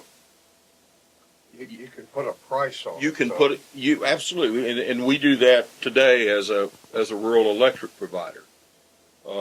But we can't tell a developer no. It's the same law. We design something for him and give him a price tag, and he pays for it, and we build it. It's the same in the water supply corporation business. You can't just say no. Go back to Dallas. If you say no, then they can get their own CCM. If you say, objection. there's case law. If you say no, they can go before the PUC and carve their area out of your CCN and put in their own well and serve their own neighborhood. That's happened a couple of times. It's happened in the Hill Country quite often. So I'm glad, Commissioner Shinpaul, you're here because this is the kind of plan I'm sure you see with electrical loads and all that around multiple counties. And so I know you can appreciate what's going on here with this kind of a plan. Although you control that plan as far as building it and that sort of thing. We're just providing a plan for these folks to pick on and we can do that, and I see how we get there. But without this roadmap, they're not going to know what to do or where they're going. So I think it's important that they be involved, and I'm delighted to see that you're involved. we have involved all of them. I think most of them are here today. So yeah, I see pretty much a lot of the folks I know in here that are part of these water supply corps and MUDs. So they're here, and I hope they appreciate the plan, and I hope they find it useful. When a developer knocks on the door, they can go, well, this is what we need to do, or choose what you want to do. So what we would, I'm sorry. Yes. Where the Dial water supply is, I see there's 2 deals there. Is that the existing wells y'all have over there? So we have 2 wells at the lake. Yes, sir. One's on the north end of the dam, one's on the south end of the dam. That's kind of where the little circles are on that blue line next to the D. Yeah, there's one there, and there's one on the south end, right. Mm-hmm. And what is your plans for them? So I think we've already converted one of them for potable water for is it in the process? Yeah, we're about to start that process. We're supplying our own facility there, but it is, those 2 wells are about the same size as Ladonia wells. How much are they? 0.5 MGD. I think McCraw Chapel is something they might be sharing all. We certainly talked about that, but nothing, until the state approves it and until it happens, then it's potential. It's like, well, anyway, I'm not going to antidotes, but it's potential. It's potential. It's like an algae bloom. No, it's not. Algae blooms will happen. You can't stop them, so be careful of those. So what we would hope with this presentation and the effort we've taken, is that this commission, we would ask that this zoning commission recommend to the full Commissioners Court that you adopt this as part of the comprehensive plan for the Lake Ralph Hall zoning zoning plan, so that it can be incorporated there, and it can also be posted and hosted on the county website where the comprehensive plan is located, so that it's readily available for anyone to look at. Otherwise, they're going to have to come to each provider to find a copy of it. But we would hope that this board would make that recommendation to the county commissioners to adopt this as a master plan, just like you did. Before I do that, I need a little more information and need to be able to digest it. Yeah, we. There's a lot of material, and I've still got some open questions, and they may have been answered. I haven't looked at everything yet. So I do think we need a plan. Now, do we need to turn it into zoning regulations? Maybe not. That's a question. And I've got to look at that and see how other people are handling it. If this is available to them, and we can make it available to them, I don't think we necessarily need to turn it into rules. Yeah, it would not be, we did not anticipate this would be a rule. This is a master plan that you host on your website, so it's readily available. It's not a requirement, but it is just like a roadmap, just like you have a road plan. I'm there on that. I'm just telling you, for me to make a decision, I need to look at it a little bit harder, and we can put it back on for our next meeting. I appreciate the work that's been done, don't get me wrong, but I've got a lawyer in me, which means my name's Dudamus, and if you know who Dudamus is, he's Doubting Thomas. That's another name for him. So I tend to doubt everything until I've looked under the hood and kicked the tires, and this is a lot of information. I won't call it light reading. It's fairly complicated, and I need to burn off a little more of my ignorance. That's my personal position. Well, that's why we brought the consultants here who drafted the plan to try to answer those questions and provide it, present it to you so that it makes sense, and it's a big book. I'm And still looking for the shoreline plan. It would be a lot easier if I had it all here to look at. I appreciate. I'm looking for that too, but I'll say that these plans are. I don't say they're unrelated, but they are separate and apart from the shoreline management plan. That's a different thing. I know you want it all together, but this is what we're bringing forward for this part of it, which I'm sure the providers would like that.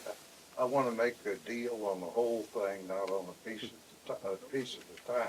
I kind of agree with him on that. One question I have, when you talk about this wastewater management plan, am I understanding these are still septic systems? They're just being, No, this is a wastewater master plan. I'm sorry, I said management, wastewater master plan. What this is it lays out the layout for a collection system. These are not these are not septic systems. These are sewer lines that go to a treatment plant. that's what I thought. And so on the next item on the agenda, we have a proposal to kind of help some of that, but it's still, if you have a, So my next question is, that's what I understood. So where is this said treatment plant? they're located, you can point some of those out. They're at the low points. They're at the low points of these systems. I think there's 3 of them on the north side, and Ladonia already has one on the south side. So those locations have been pointed out on this map right here. And you kind of alluded to it before, but I wasn't real sure where. Yeah, that's the most efficient location based on topography and the amount of sewage that goes to those different places. So Here's my thing. If you've got a developer who comes in there and goes to a big area, he may want to do something a little different. The concept of having a sewage treatment plant, that's one thing. Telling him where it's got to be, that's something else. So I don't want to rob someone of the ability to make decisions. Now that's if we turn this into an absolute, you've got to have this here. Now, if the concept is you need to gravitate towards a sewage treatment plant, and that's required, that's one thing. and that's what this is. They're not saying you got to put a pipe right here. That's I think the first slide said this is a road map and it's a guide, not That's a. why I've got to read it over and understand it. And, it's something that, it makes sense, but I want to make sure it's the concept is, I want to understand the concept in entirety.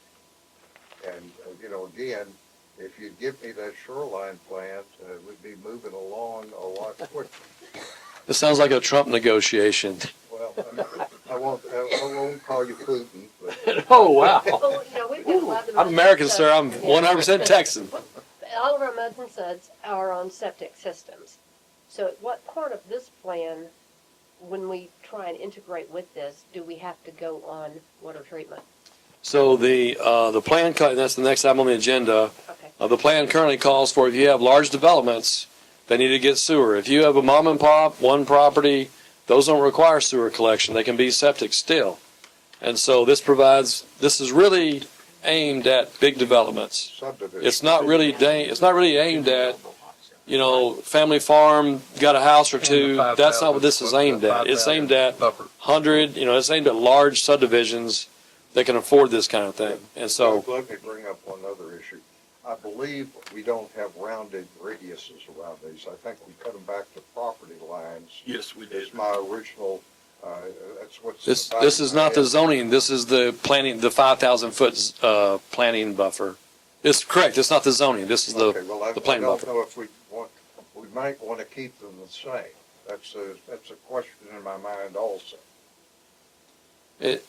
Again, it's a master plan, so you'll decide when the development comes in what they're going to do, and the individual suppliers will do that as well. So it's not something that you're going to have to say, well, you got to cross the road because you got that big fat magic marker went across the road. Well, it's a plan. I think So- we want to keep We them the did, same. we cut it back to property lines, so if somebody had 2 acres in the top of your property, you didn't have to worry about complying with the zoning requirements. People that were in it, they had to comply, or were, so we've got a few things that we need to look at. Gober doesn't have to go. You're just speaking of your 5,000 This one, foot. this has got both of them right. This has got the red lines of 5,000 foot, and the hard angles are the property lines we talked about, the actual zoning. So, to the extent that those properties are outside that, you wouldn't have to require because they're outside the zoning. They're not part of the zoning, so it doesn't apply. You see that, John Ed, what do you think? It's all covered. It is the same pretty much.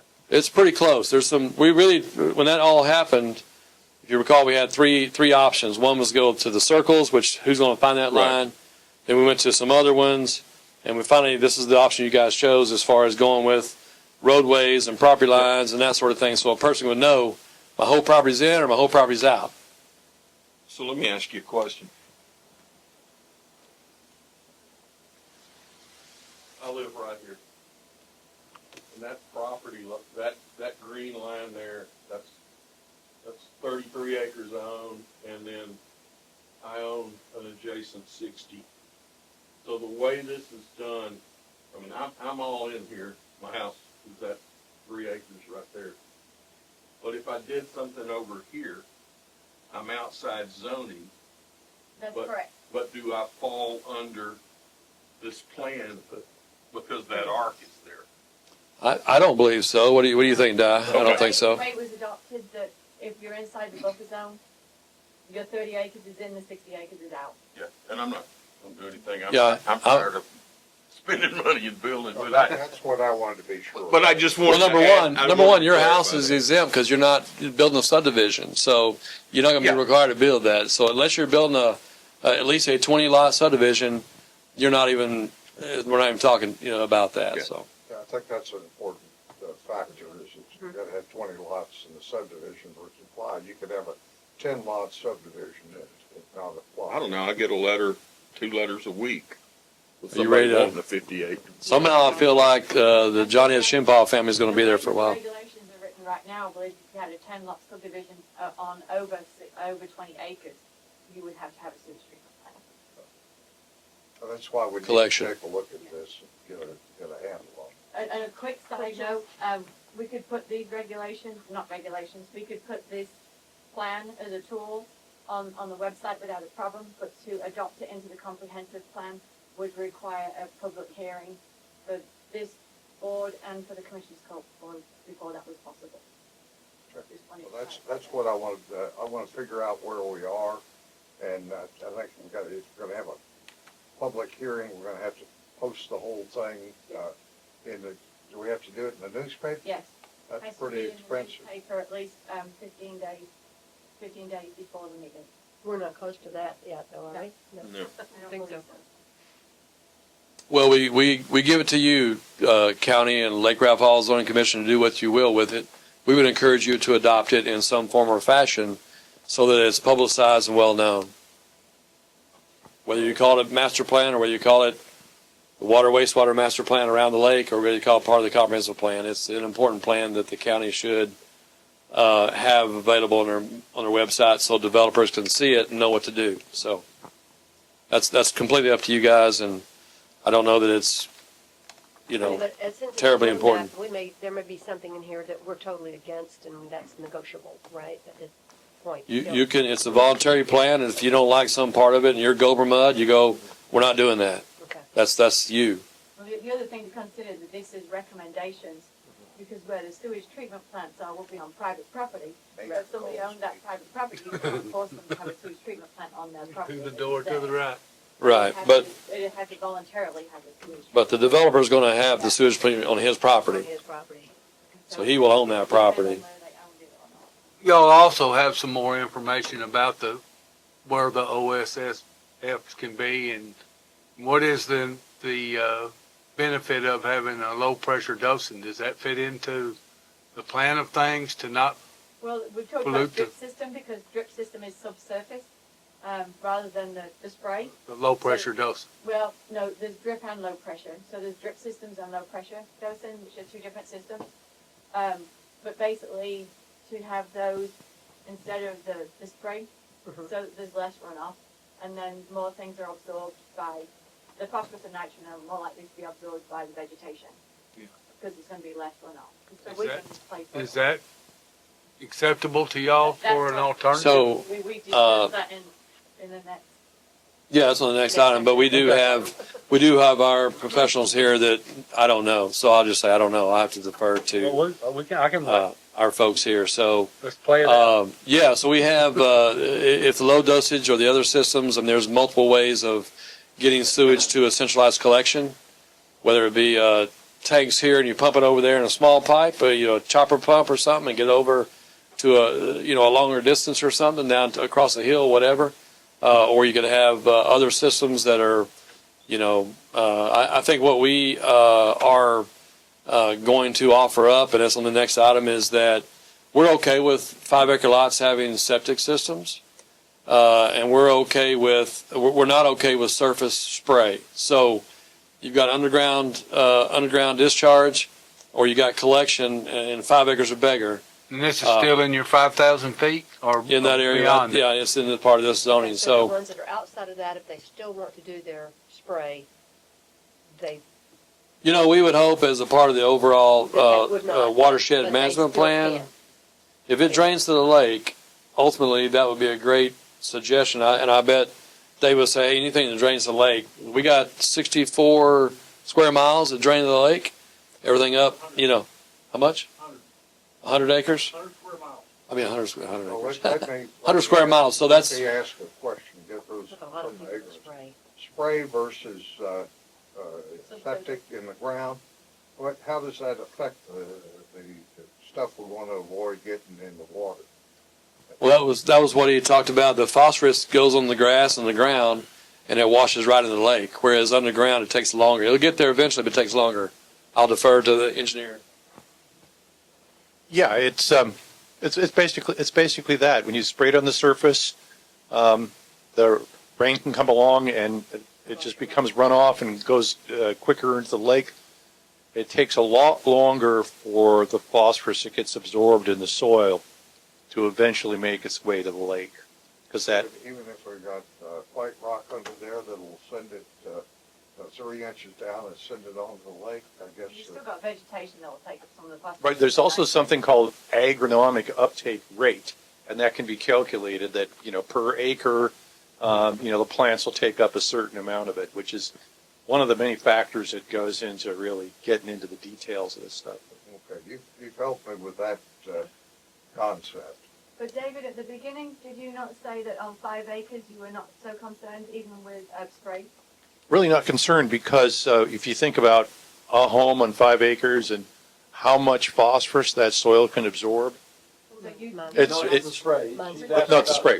No spray. Oh, spray, not spray.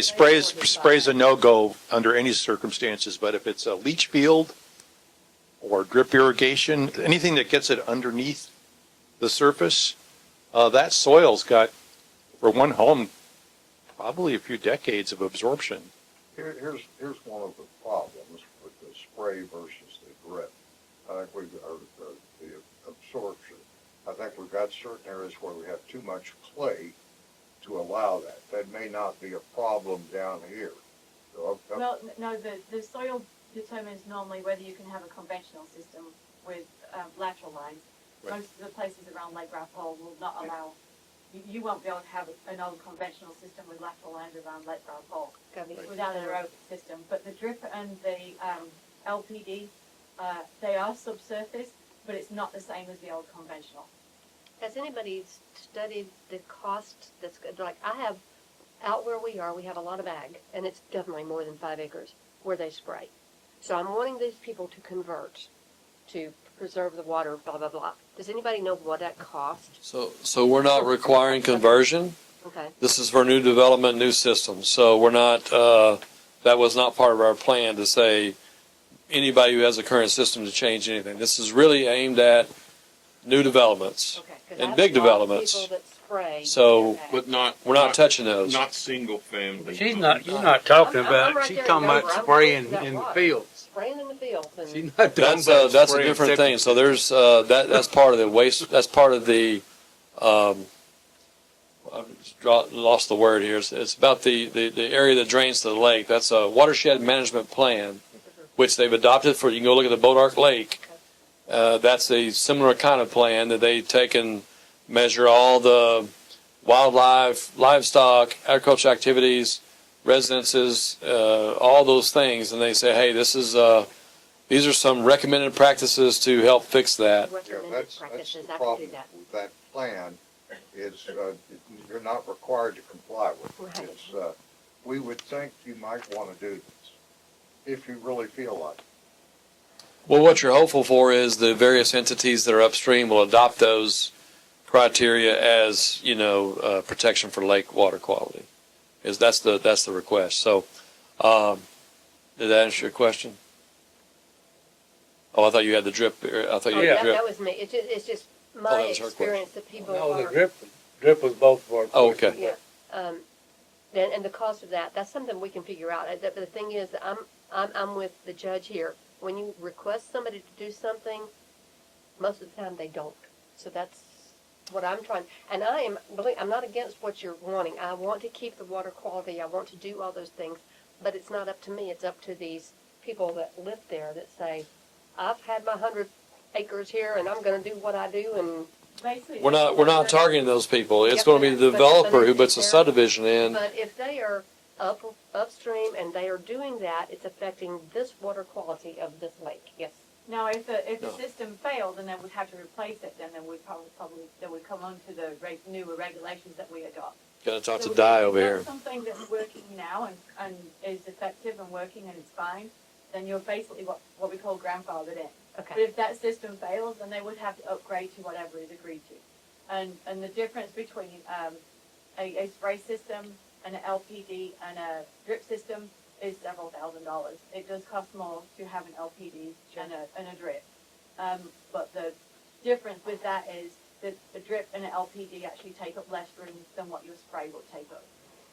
And Just it's for not just a- for rough numbers, how many a year of those do you have that failed and had to replace them? Is it 300 or 10 or? No, I mean, we basically do about 400 new systems a year, and so the But failures, how many failures? Not that many, but it Very- all very depends few. on how long you're out there. You know, Right, and the older different things systems. get the. Well, that's Fannin County's requirement. That's Fannin County. Di, and it also, you don't, if you have a drip or a low pressure dosing, you don't pay that's somebody to inspect it every year So- either. The LPD has to have maintenance, but the drip does not. And I don't know that I would recommend really a system that doesn't have maintenance around the lake.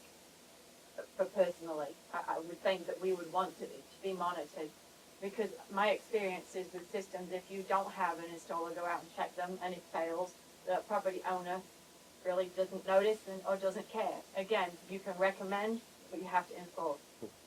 So I would recommend if we go to a subsurface that we also require a maintenance program with it.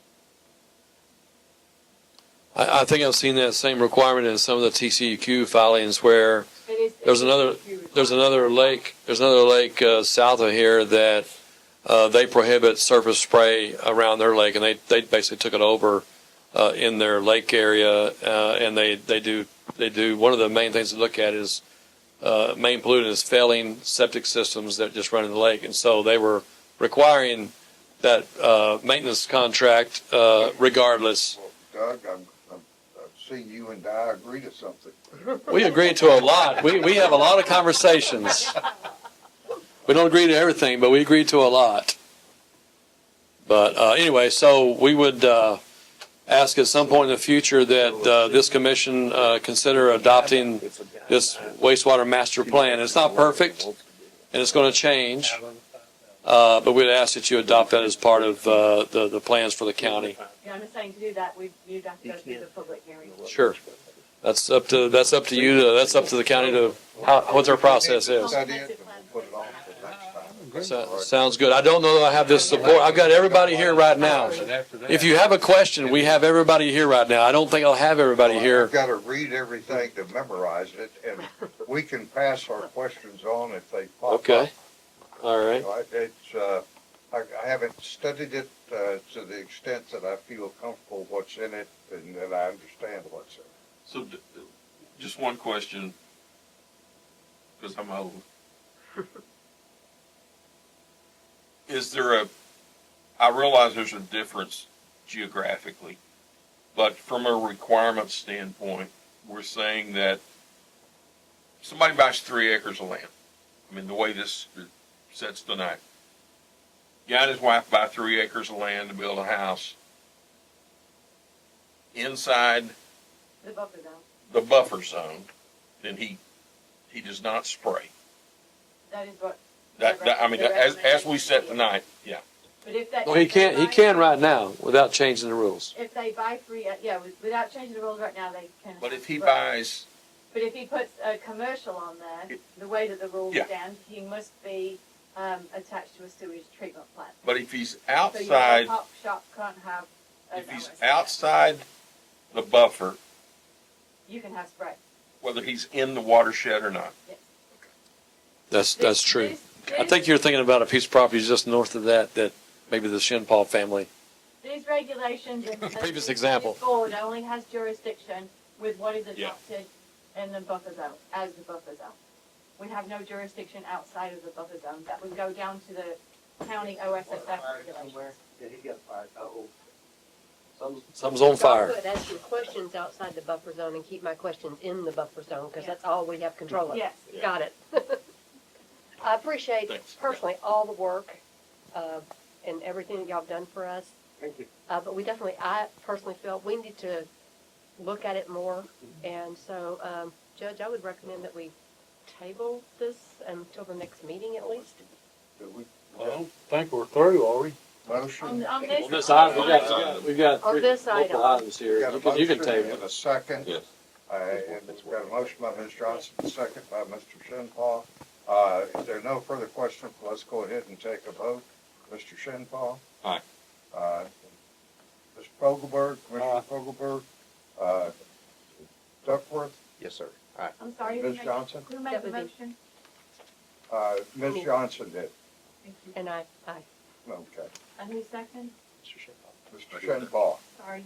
I'll speak That's up. item 6 we're speaking of? No, that's item 5. item 5. Yeah, we're We're moving getting on. 6 right now. Just kind of tabling Moving 5 on to look at six, more. discussion and possible action regarding removal or changes to section 501 on-site sewage facilities, OSFS, from the Lake Fall regulations. And I think that's something we're talking about and we understand. I don't know if we need a presentation on that. Judge, I don't have a presentation, but I do want to make sure that Certainly, there's been a proposal by the county to strike the entire OSSF requirement prohibition out of the zoning category, which is in your agenda item. We have, since this all started, Opportunity has provided some suggested changes to that requirement that we believe will make it, will be more in line with what we've just had these presentations. Will also encourage larger lots that I think some of you folks have been thinking about, and will also provide for easier development in the areas that are in the area outside the 5 acre plus lots. And so I've asked for the item, and thank you for posting it on the agenda. If you would indulge me, I'll hand out to you those the suggested changes that we had provided. I think everybody should have gotten them. You got those? You got this right here? Yep. Well, in case, sometimes people don't print something out, and I printed some out just in case. Yeah. And so what we would be proposing to do is we would be, you see the strikeouts and markups on this piece of paper. And so essentially what we would be saying we would do is we would not require centralized collection on 5 acre lot, subdivisions of 5 acre lots and bigger. Of course, none of this even applies to individual property owners who have whatever, a house or whatever. It doesn't apply to that. And then the second part was that we would prohibit the use of surface irrigation for effluent disposal. Those are the major changes with what we're proposing. And it also take out the 20 acre requirement as well. So it's mostly based on the number of lots, exempts 5 acre lots, and prohibits spray aerobic in the zoning area. That's what this should be doing. And so we've provided that, and I know, Diz, we've talked about it a little bit. I have a clean version of it here, if you want that. I think If you can the pass that bulk around. version is fine, and I think this goes in the same thing. I want to digest it along with your other proposals, and I think if we're going to go with what you proposed, then we would go in and clip this anyway and do it at the same time if that's what we decide we want to do. And Di, do you have a comment on this? I'd like to see the shoreline management plan before we decide on what to do. We need to know. I'm the same. I'm the same way. I want to see the whole kit and caboodle before I decide I want to caboodle. Let me ask this question. So we provided the graphics that are in that plan. Was there something specific you're looking for that would be, that we haven't talked about? All of this is in. The shoreline management plan needs to state whether you're going to require OSSF before you vote on. We will do that. I mean, we don't have really any control over what the county does, but we do have control over the shoreline, and our board's going to exercise that control to make sure that folks are protecting water quality. Well, let's get again, back to the shoreline. And that's what we plan. stated. That's what we stated before. Let's try to get that all done. And I think this is going to require publication also. This would need a public hearing before it can move forward. Okay, so we've got that problem with all these items. Okay. And then we're going to go to the commissioner's court if it gets there, and then it's got to be published again. So we're looking at. I need to know exactly how it's going to be worded so I can put it through the commissioner's court as it would be stated in the regulations. So that would be something that needs to be worked on. Well, I guess Ms. Johnson, your previous motion would carry over to this as well. I would be happy to continue that motion for number 6. Okay. Do we have a second on that? Yeah. Okay, we've got a second by Mr. Shinpaul. Let's go ahead and vote. Mr. Shinpaul? Aye. Mr. Fogelberg? Mr. Aye. Fogelberg? Mr. Duckworth? Okay, and Ms. Johnson? Aye. And Judge votes aye. And I guess I'm chairperson rather than judge. And you guys are all commissioners now, including Commissioner Fogelberg. So Double. We're there. Motion passes. And I guess Thank you, sir. the question is that got everything we need to do? We need to set the next meeting. Okay. Proposition is August the 14th, 2025 at 5:30. August the what? August the 14th. Is that the second Tuesday? Should be a Thursday. Thursday. And we think it's hot today. Wait till we get to August 15th. This is a downright chilly July. Okay. I now have a conflict. So normally the regulations say that these meetings are on the second Thursday of the month. Okay, do we have a motion to set that? I think Ms. Johnson may have a conflict, she says. Well, I'm on the Friends of the Bonham Snap Center Senior Center, and the second Thursday of the month is their scheduled date. In the At 5 afternoon. o'clock. Oh, okay. So I don't know what you're gonna do, because this one is. So this is yours required. I may miss the meeting of the 14th and change their date to a, not, perhaps I can do it. Maybe I can change it to Monday. It's good. I'll vote. It's okay. I'll be here. I'll make sure I'm here. Okay. Okay. I'd make a motion, we set the We next have a meeting. motion by Commissioner Fogelberg. Second. We got a second by Commissioner Duckworth. That being said, let's go ahead and vote aye and no. Aye meaning yes. Commissioner Shinpaw, Aye, Judge. Commissioner Fogelberg, Commissioner Duckworth, Commissioner Johnson. Aye. Judge says aye. We have set a date, and I guess we've come to the big one. Oh, can I make a motion to adjourn? Is That's that the one you want? that's the big one. Agenda item number 8. Turn the arrow. We've got a motion to adjourn by Commissioner Johnson. Do we have a second? Second. We've got a second by Commissioner Fogelberg. Let's go ahead and vote. We'll cheat this time. Everybody who's in favor of adjourning, raise your hand. Aye. We're adjourned. Mm-mm.